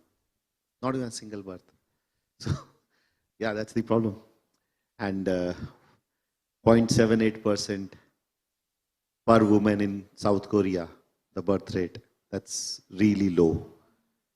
That's what is happening in the world. And we too, as countries, are growing in all formats. I think what needs to be learned from each other, we 10 years back were importing 100% electrifying parts from China, 100% almost. And then India banned on some parts and some put in some taxes. And now almost 90% parts are produced in India for every company which is producing EV. Every company. And look at the dominance of India when we can command to Tesla that no, we will not cut down on taxes no matter you are what, but you have to put your factory, and he's now changed his mind and coming to India. That's what Indonesia can do. That's what, we can do. I mean, we are behind just 7 years, maybe a little more or a little less, I don't know. But if the way India have, helped the academia or the private colleges or the private education, or actually, the private organization like Infosys, which created their own campuses and did tests and started going the way that, okay, let's be job ready instead of be degree ready. So most of the India was focusing on degree in the 80s, 90s and 2000 till 2010. And now you look at India and now, you know, as Nalan Pa said, that lowest in education, the admissions since 1980. It is true. So India is moved from there. Parents is one thing what we need to learn from India. A lot of parents are actually getting educated from other successful parents. So that's what needs to be done in Indonesia. We need to put a small curriculum for the parents because that's where it will come from. Otherwise, you know, I will be telling, let's say the student will be telling the parents, I want to do AI, and parent, what is AI? I want to get into electric scooters or electric mobility. And parents, are you mad? Every car is diesel, petrol. Why you are going to electric, you know? There are so many problems and all that and all that. How will you charge? Where will you charge? It's exactly like 100 years, 120 years back when horse carts to diesel engines. So I think there should be the gap should be met between the education of the parents also from the same university, maybe counseling or something like that. That needs to be done. Even in India, even in Indonesia, which can be done at the same time. Apart from that, I think Sir put a very good point that, you know, academia needs to work with the industry. And both, I think Vinod Pa and Nalin ji, both are doing the same thing. The skill development so that, you know, the students are job ready. They are not doing their degree like Manoj Pa said that my daughter is thinking that whether she will get job or not because she was not job ready. If she was cyber security expert, she would be getting 100,000 package immediately out of college. I'm damn sure about that. If she was into some blockchain expert, she will be hired by a banking or a financial institution immediately. The minimum package is $50,000. So that's what needs to be done. India is also behind. So we can catch these things at the same time. I think that's what needs to be done at the parents level, at the government level, and at the students level. It's interesting you say that.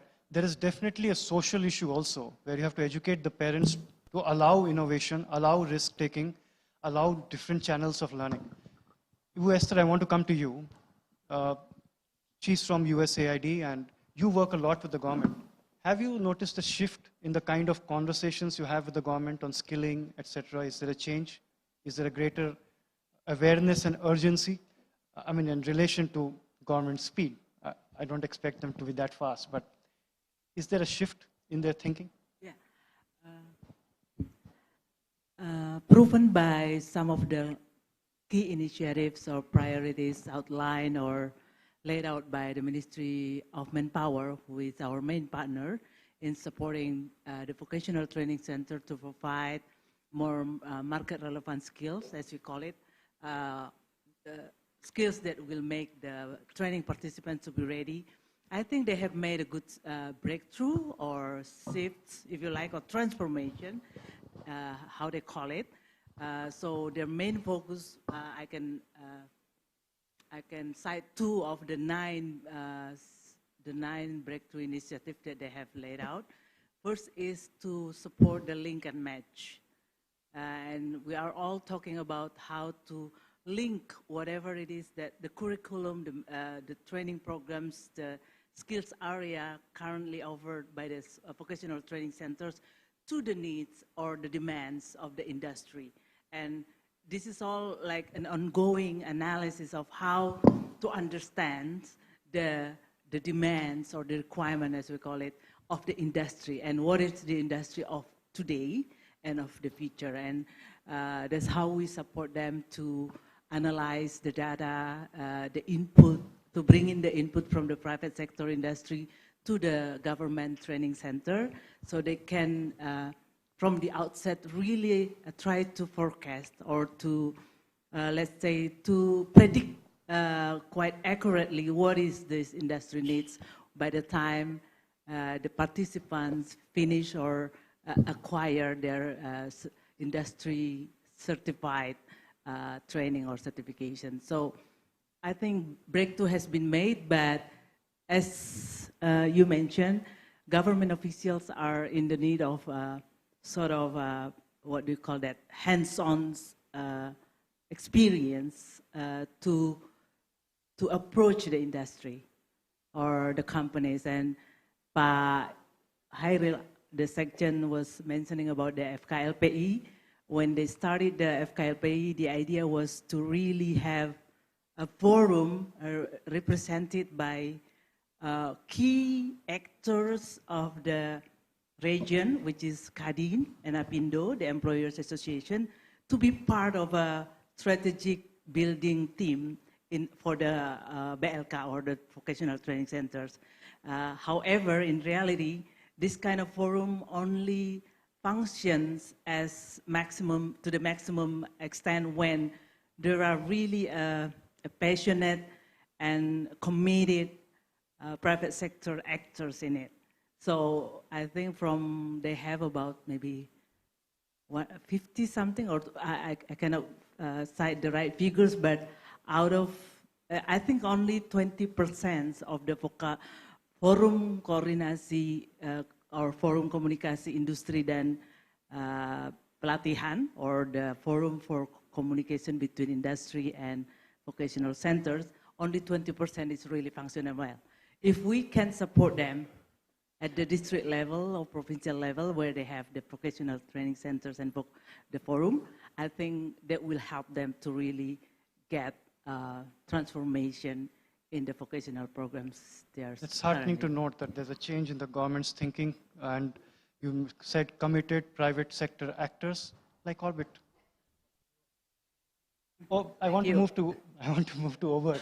Obert, in his past life in Microsoft, helped us get an exclusive contract from the Ministry of Education to upskill 1 million school teachers. Now, in his present avatar in AWS, he helps us train thousands of students free on AWS Restart and then get them placed in jobs through our jobs portal.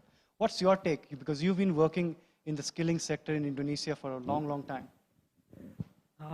For me personally, everything that all the other speakers have mentioned just now really resonated with whatever I've done in my whole professional career, because Pak Nalin mentioned I was in Microsoft before I am in AWS now, but previously I was also in a university as a lecturer, and I saw there's a gap between academia and industry, and when I moved to the industry, I saw even a bigger and wider gap that I tried to figure out how we can minimize it. And still, I would say I'm not successful in doing so. But what we are seeing now is that people starting to shift their minds of not necessarily getting a degree. And that's probably fueled also by the fact, we've read articles where companies like AWS, Microsoft, Google, Apple gave internship to high school students in the US, not in this country, and they get paid big money. They get paid like $5,000 a month for internship for a 17-year-old student. So we're shifting to see that you don't need a 4-year degree, you don't need a bachelor's degree to get a job. You need skills, you need proper skills, and you need real life experience. And that's what we are trying to provide with AWS Restart program, where they go for 12 weeks program, training them on foundational cloud skills and combining them with soft skills. So this is very unique, very different, and for me personally, very close to my heart, because I've hardly seen any other programs combining the soft skill part.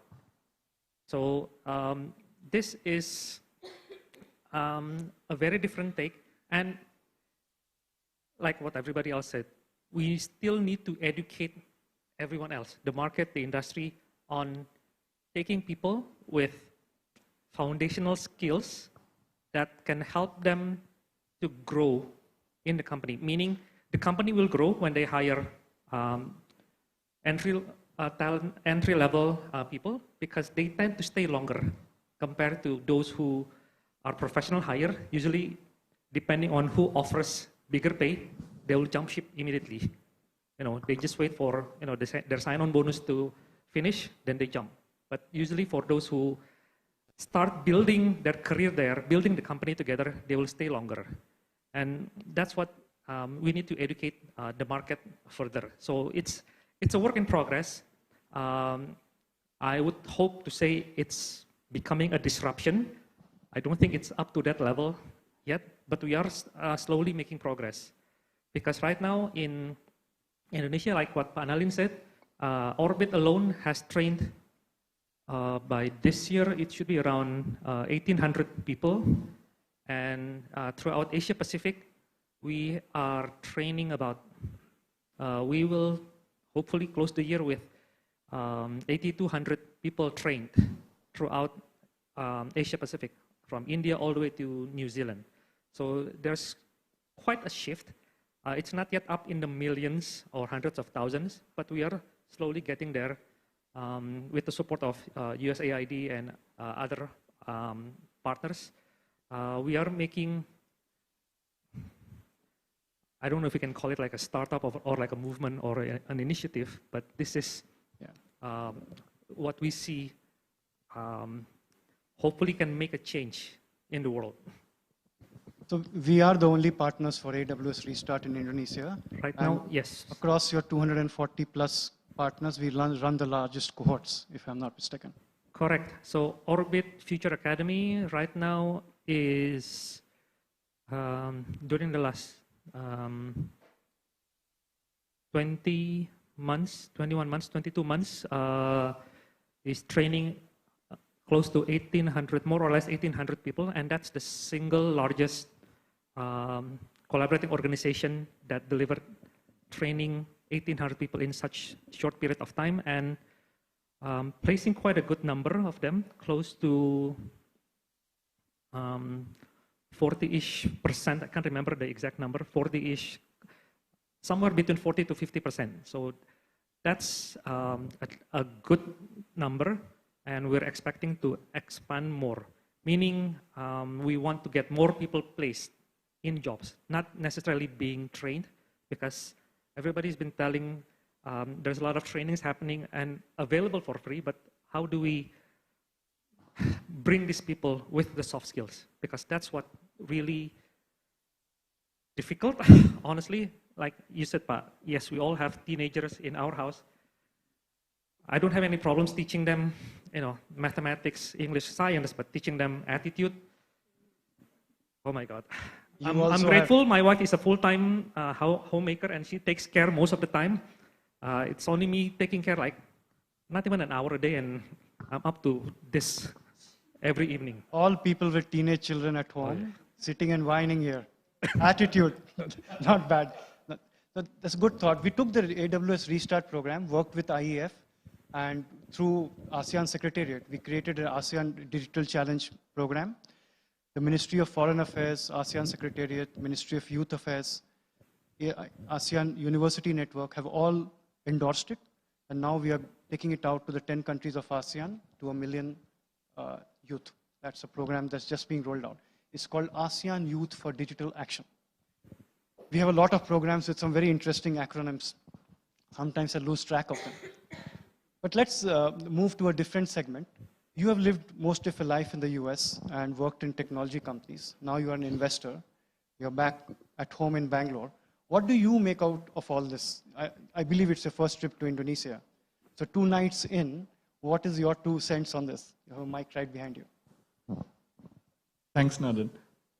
Indonesia is very young, just like India. The population. So the opportunity and the threat are very high. One thing that, I want to make 2 points. One, you've spoken a lot about content and, YouTube being like the free biggest university in the world. You can get anything there. 2 years back, I worked with a company to develop a platform to train people in the IVF space. So you don't have IVF doctors, but you have, gynecologists, andrologists who have been there, take up IVF. And we thought, these are seasoned professionals, and, it's easy to build content for them. And these are the people who are very focused and, not like short attention span like people today. Luckily, we did a survey before we started creating content. And it was shocking for us to find out that even the doctors, right, who you think have spent a lot of time, studying, we found that the highest amount of time that they would spend on online content to study something was 22 minutes.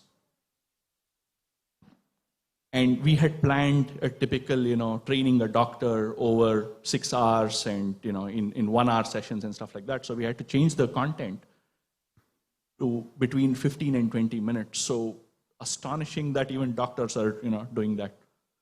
So the focus changed from content to content delivery.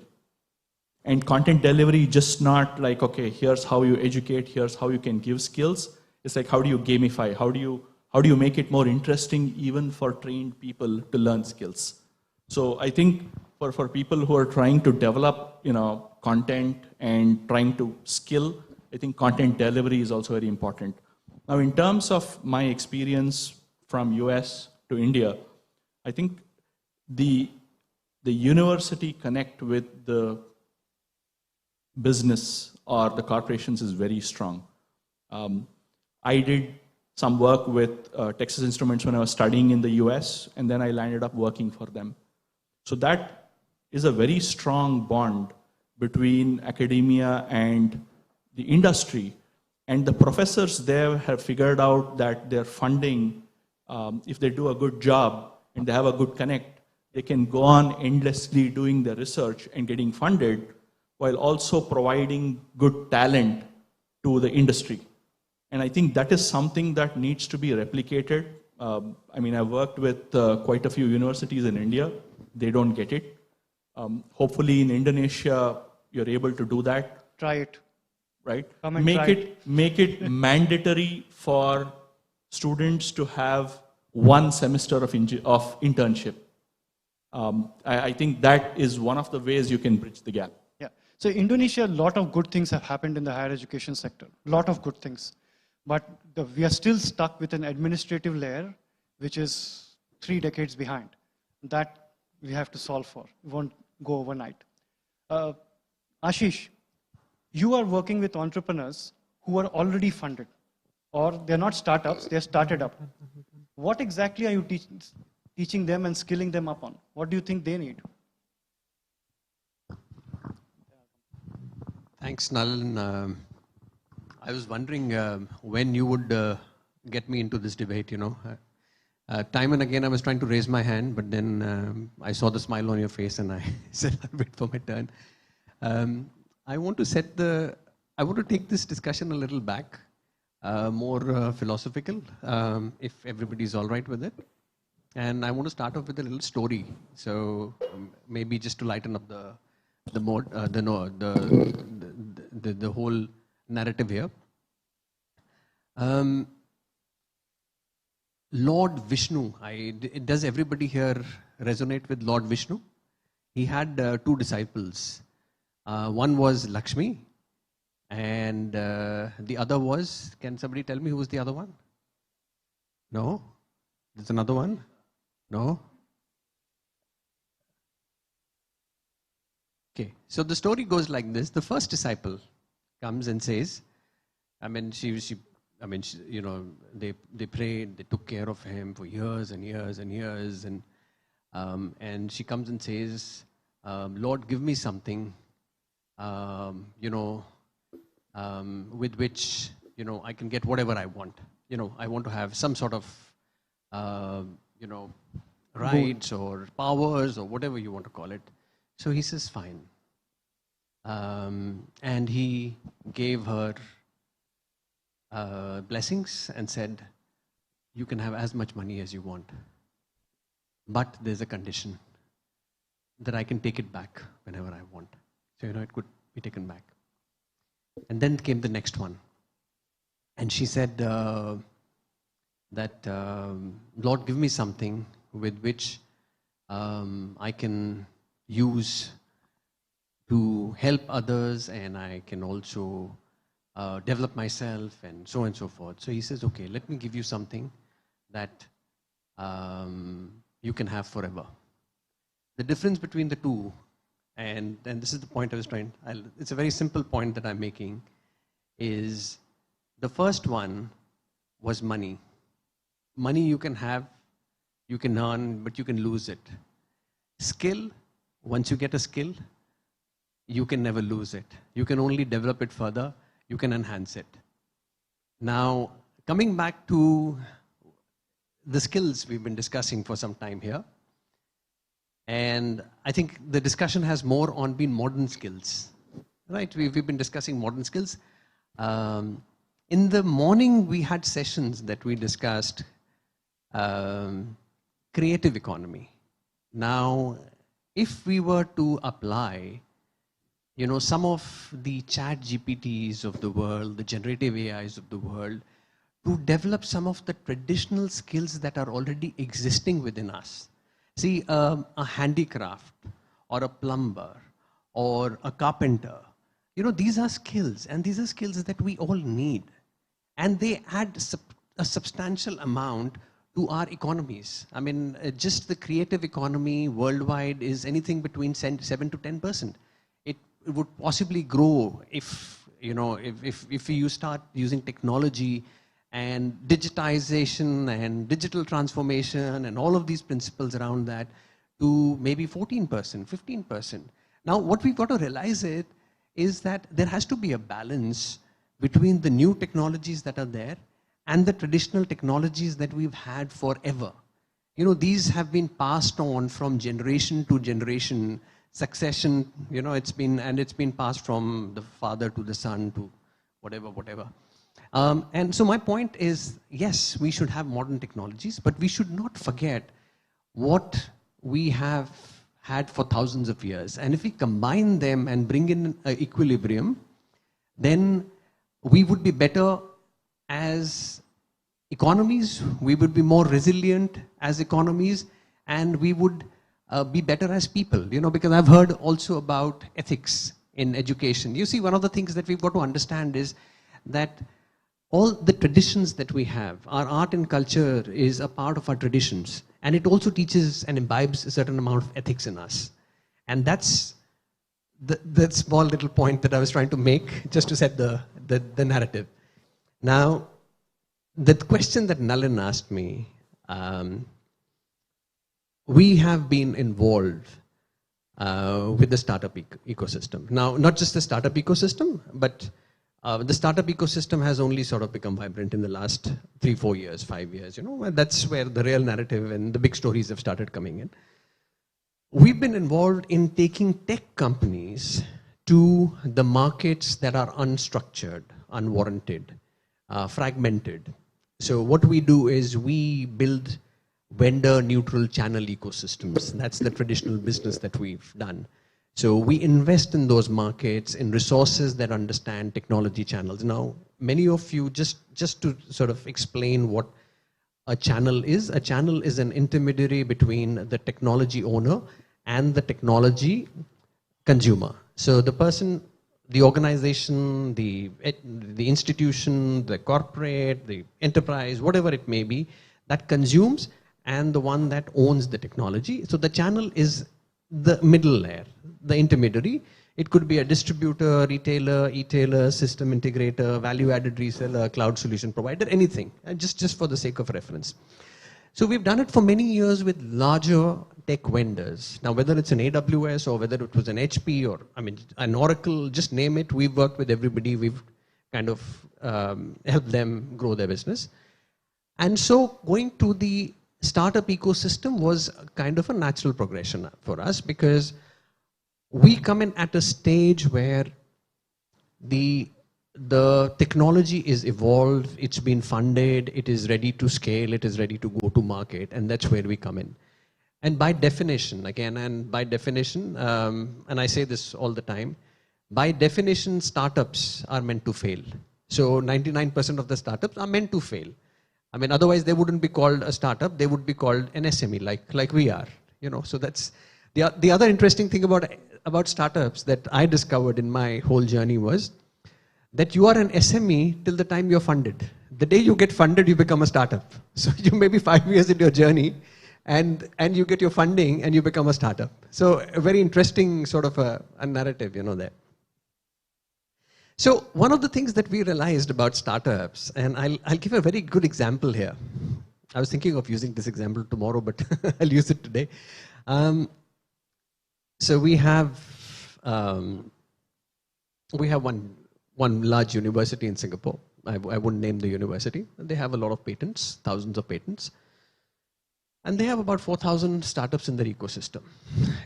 It's a very large budget in R&D that the university spends. It's about $630 million a year. I think they're probably cutting down the budget. So they brought in some people from the industry about a few years ago. And the job of these people, and again, they were Ernst & Young and Accenture and consultants from the industry who came in.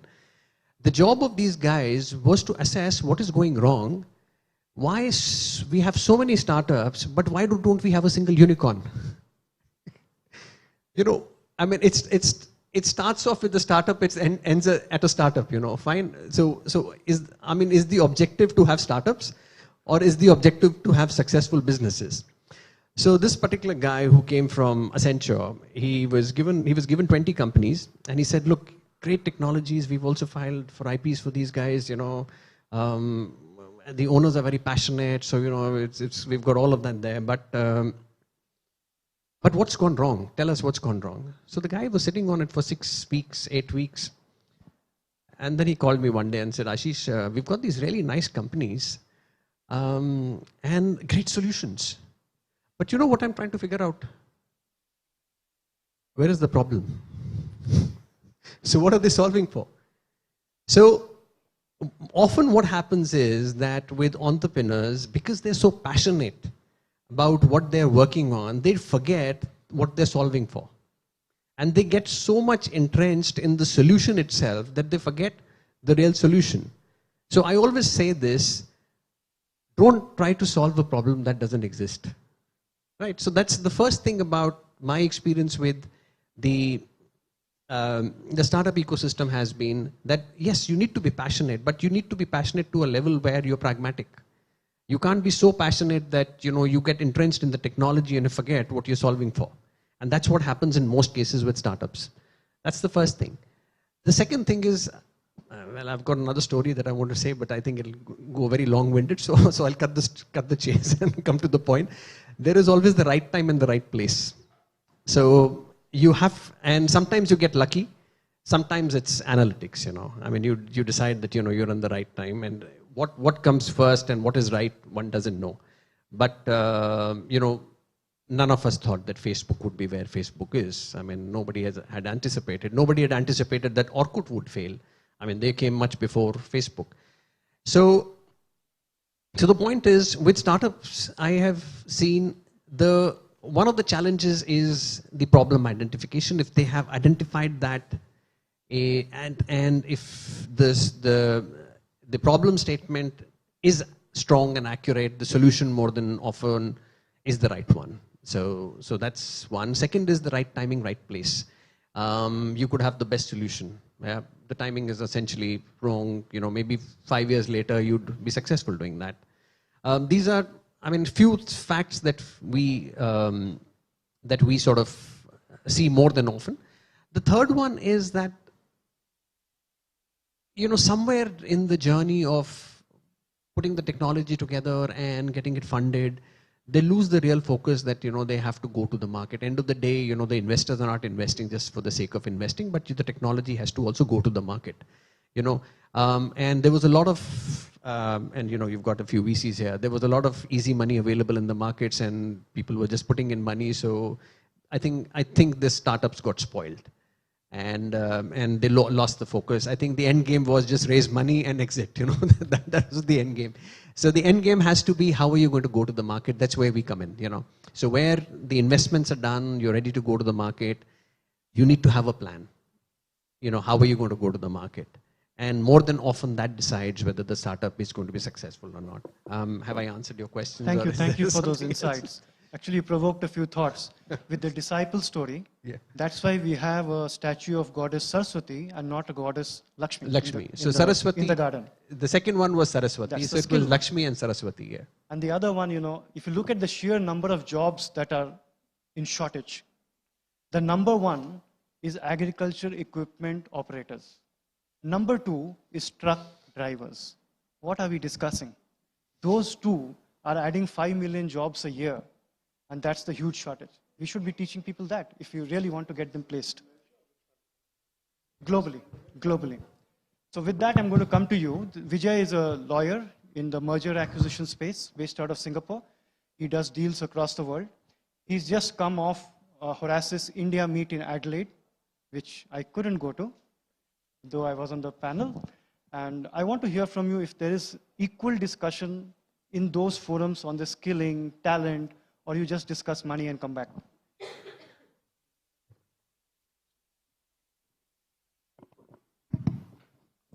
Hello, everybody. Firstly, it's been fascinating listening to everybody's insights. Everybody's experiences are very different. Points of view are not necessarily very divergent, but it's pleasurable to hear everybody's different experiences through which we are, kind of making the same points. But why I'm saying that at the outset is, it's not like my points are going to be divergently different from anybody else's, but it's more about sharing my experience and the way things have played out for me. So I'll come to your Horace's question in the second part of my response, if that's okay, Nalin. So as Nalin mentioned, I'm a corporate lawyer. So I advise on M&A, private equity deals. I started my career about 25, 26 years ago. And when I started my career, it was an entirely different business. There was no internet. There was no email. So I started my career at one of the largest law firms and most successful law firms in India then. And believe it or not, when I walked in the first day, I got the shock of my life because what I was prepared for and what I saw were completely different. There were way more stenographers and secretaries than lawyers in that firm. There was it was like a shop floor full of stenographers with, what do they call those computers? A3, A6, whatever it was called. And there was an array of dot matrix printers. So it actually used to sound like a factory floor because those of you that remember the dot matrix printers era, we had about 100 of them on that shop floor, as I call it. So it used to be quite a racket. There used to be more noise made than work done in terms of how it used to function. And if you had the pleasure of working on, an IPO, for example, those were the early to mid 90s when I graduated and started working. Those were the early days of liberalization in India. So we had some great stuff that was happening, working on, GDR deals. So you have offer documents, which are like 250, 300 pages long. And the way we used to do that was we used to mark it up with pencils and fax it back. And it was, the fax operators obviously wouldn't stay back to do it because, they had to leave at whatever time they had to leave. So it was up to us junior lawyers the most exciting part of our job was sending out a 250-page fax, which was mind-numbing to say the least. Now, why am I sharing this example is because barely 3.5, 4 years later, when I moved to my second job, by then, the industry had already made a dramatic shift, right? No dot matrix printers in sight. Everybody had the, latest, laser jet printers. Maybe they cost a lot of money, but all the good law firms had them. Everybody was transacting businesses through email. And so I guess where I'm going with this, story is, from my experience as a lawyer, is that this whole debate around ChatGPT and generative AI and whether it's going to kill the jobs, we have that discussion all the time in our firm as well and in our profession. There are lots of articles written by people taking each of those sides. I'm on the side that believes that some walls will come crashing down like a ton of bricks. Some walls will stay impregnable forever.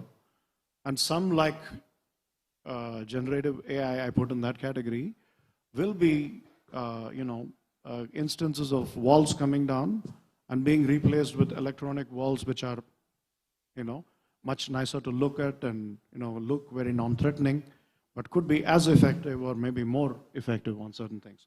So I think in every profession, the whole skilling debate has to focus on this, that a progress in technology is not a setback to the workforce.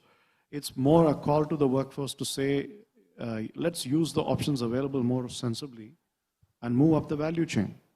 So obviously that's going to mean that all of us as professionals are going to figure out, and the needs are going to be different for each of the industries, but the messaging is the same.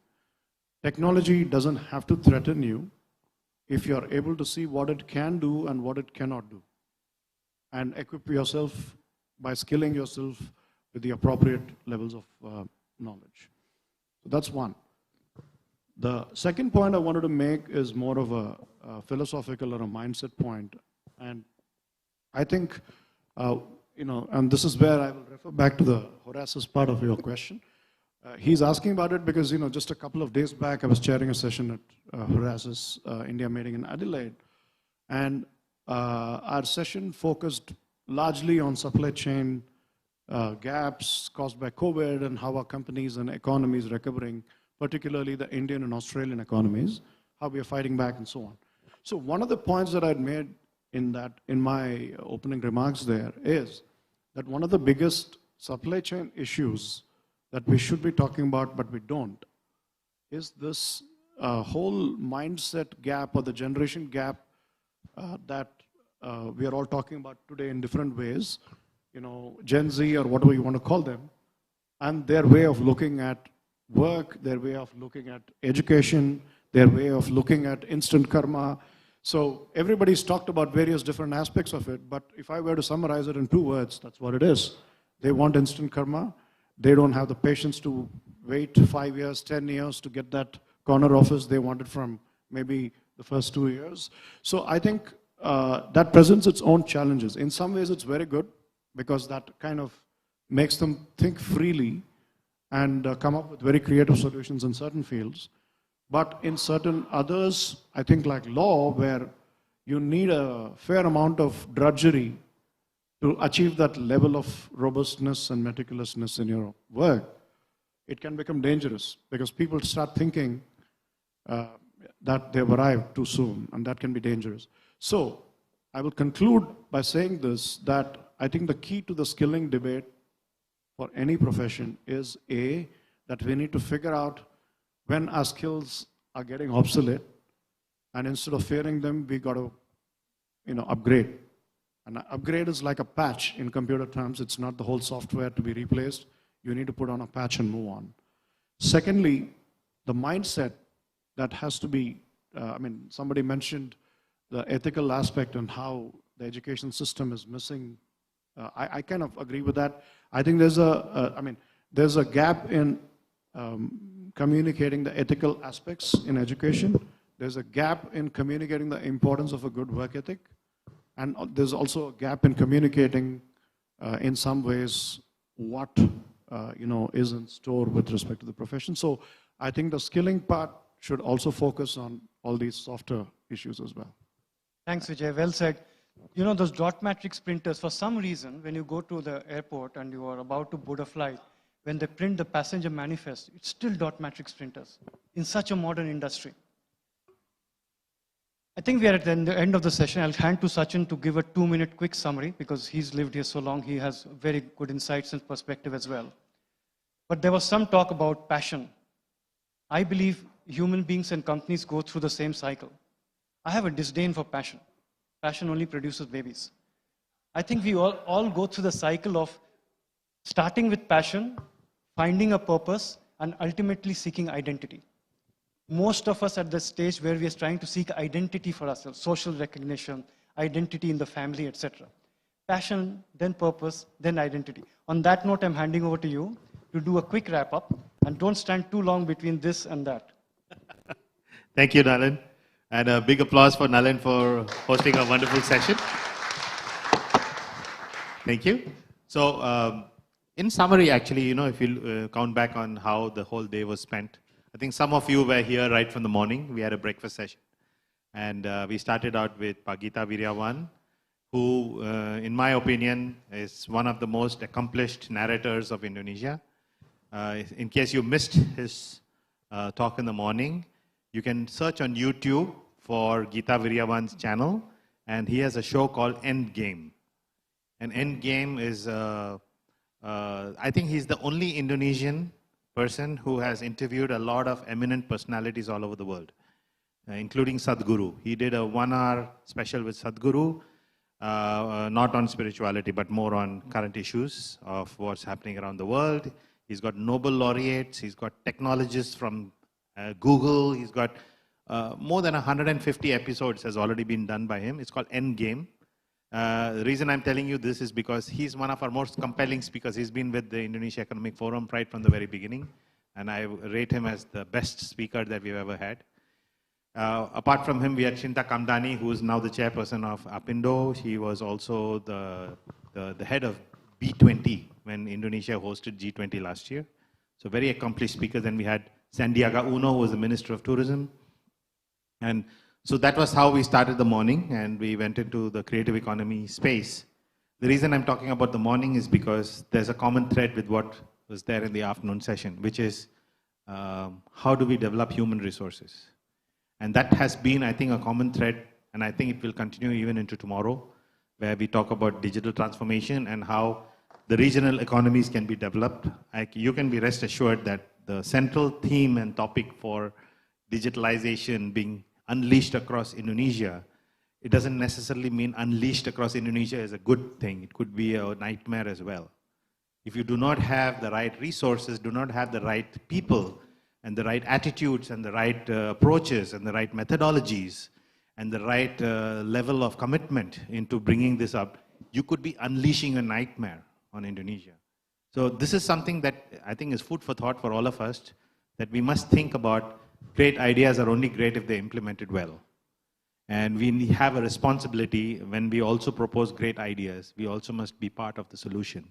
Otherwise, you're part of a problem, because you unleashed a problem which otherwise would need not have been addressed at all once for all. Simplicity, if you were to look at life in its simplicity, there's a lot of tools and technologies we actually don't need. We could do with a lot less, right? But we do have a lot more, and that's because a lot of people are enforcing their ideas on all of us.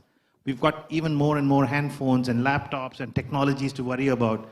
We're looking at, the renewable energy. We're looking at, these didn't exist 10, 15 years ago. And why complicate our lives with new things that we have to learn and deal with? We do it. So we do unleash a lot of ideas onto ourselves. And we can only be having a good outcome if we manage everything that comes around with it. So I'd like to close with that.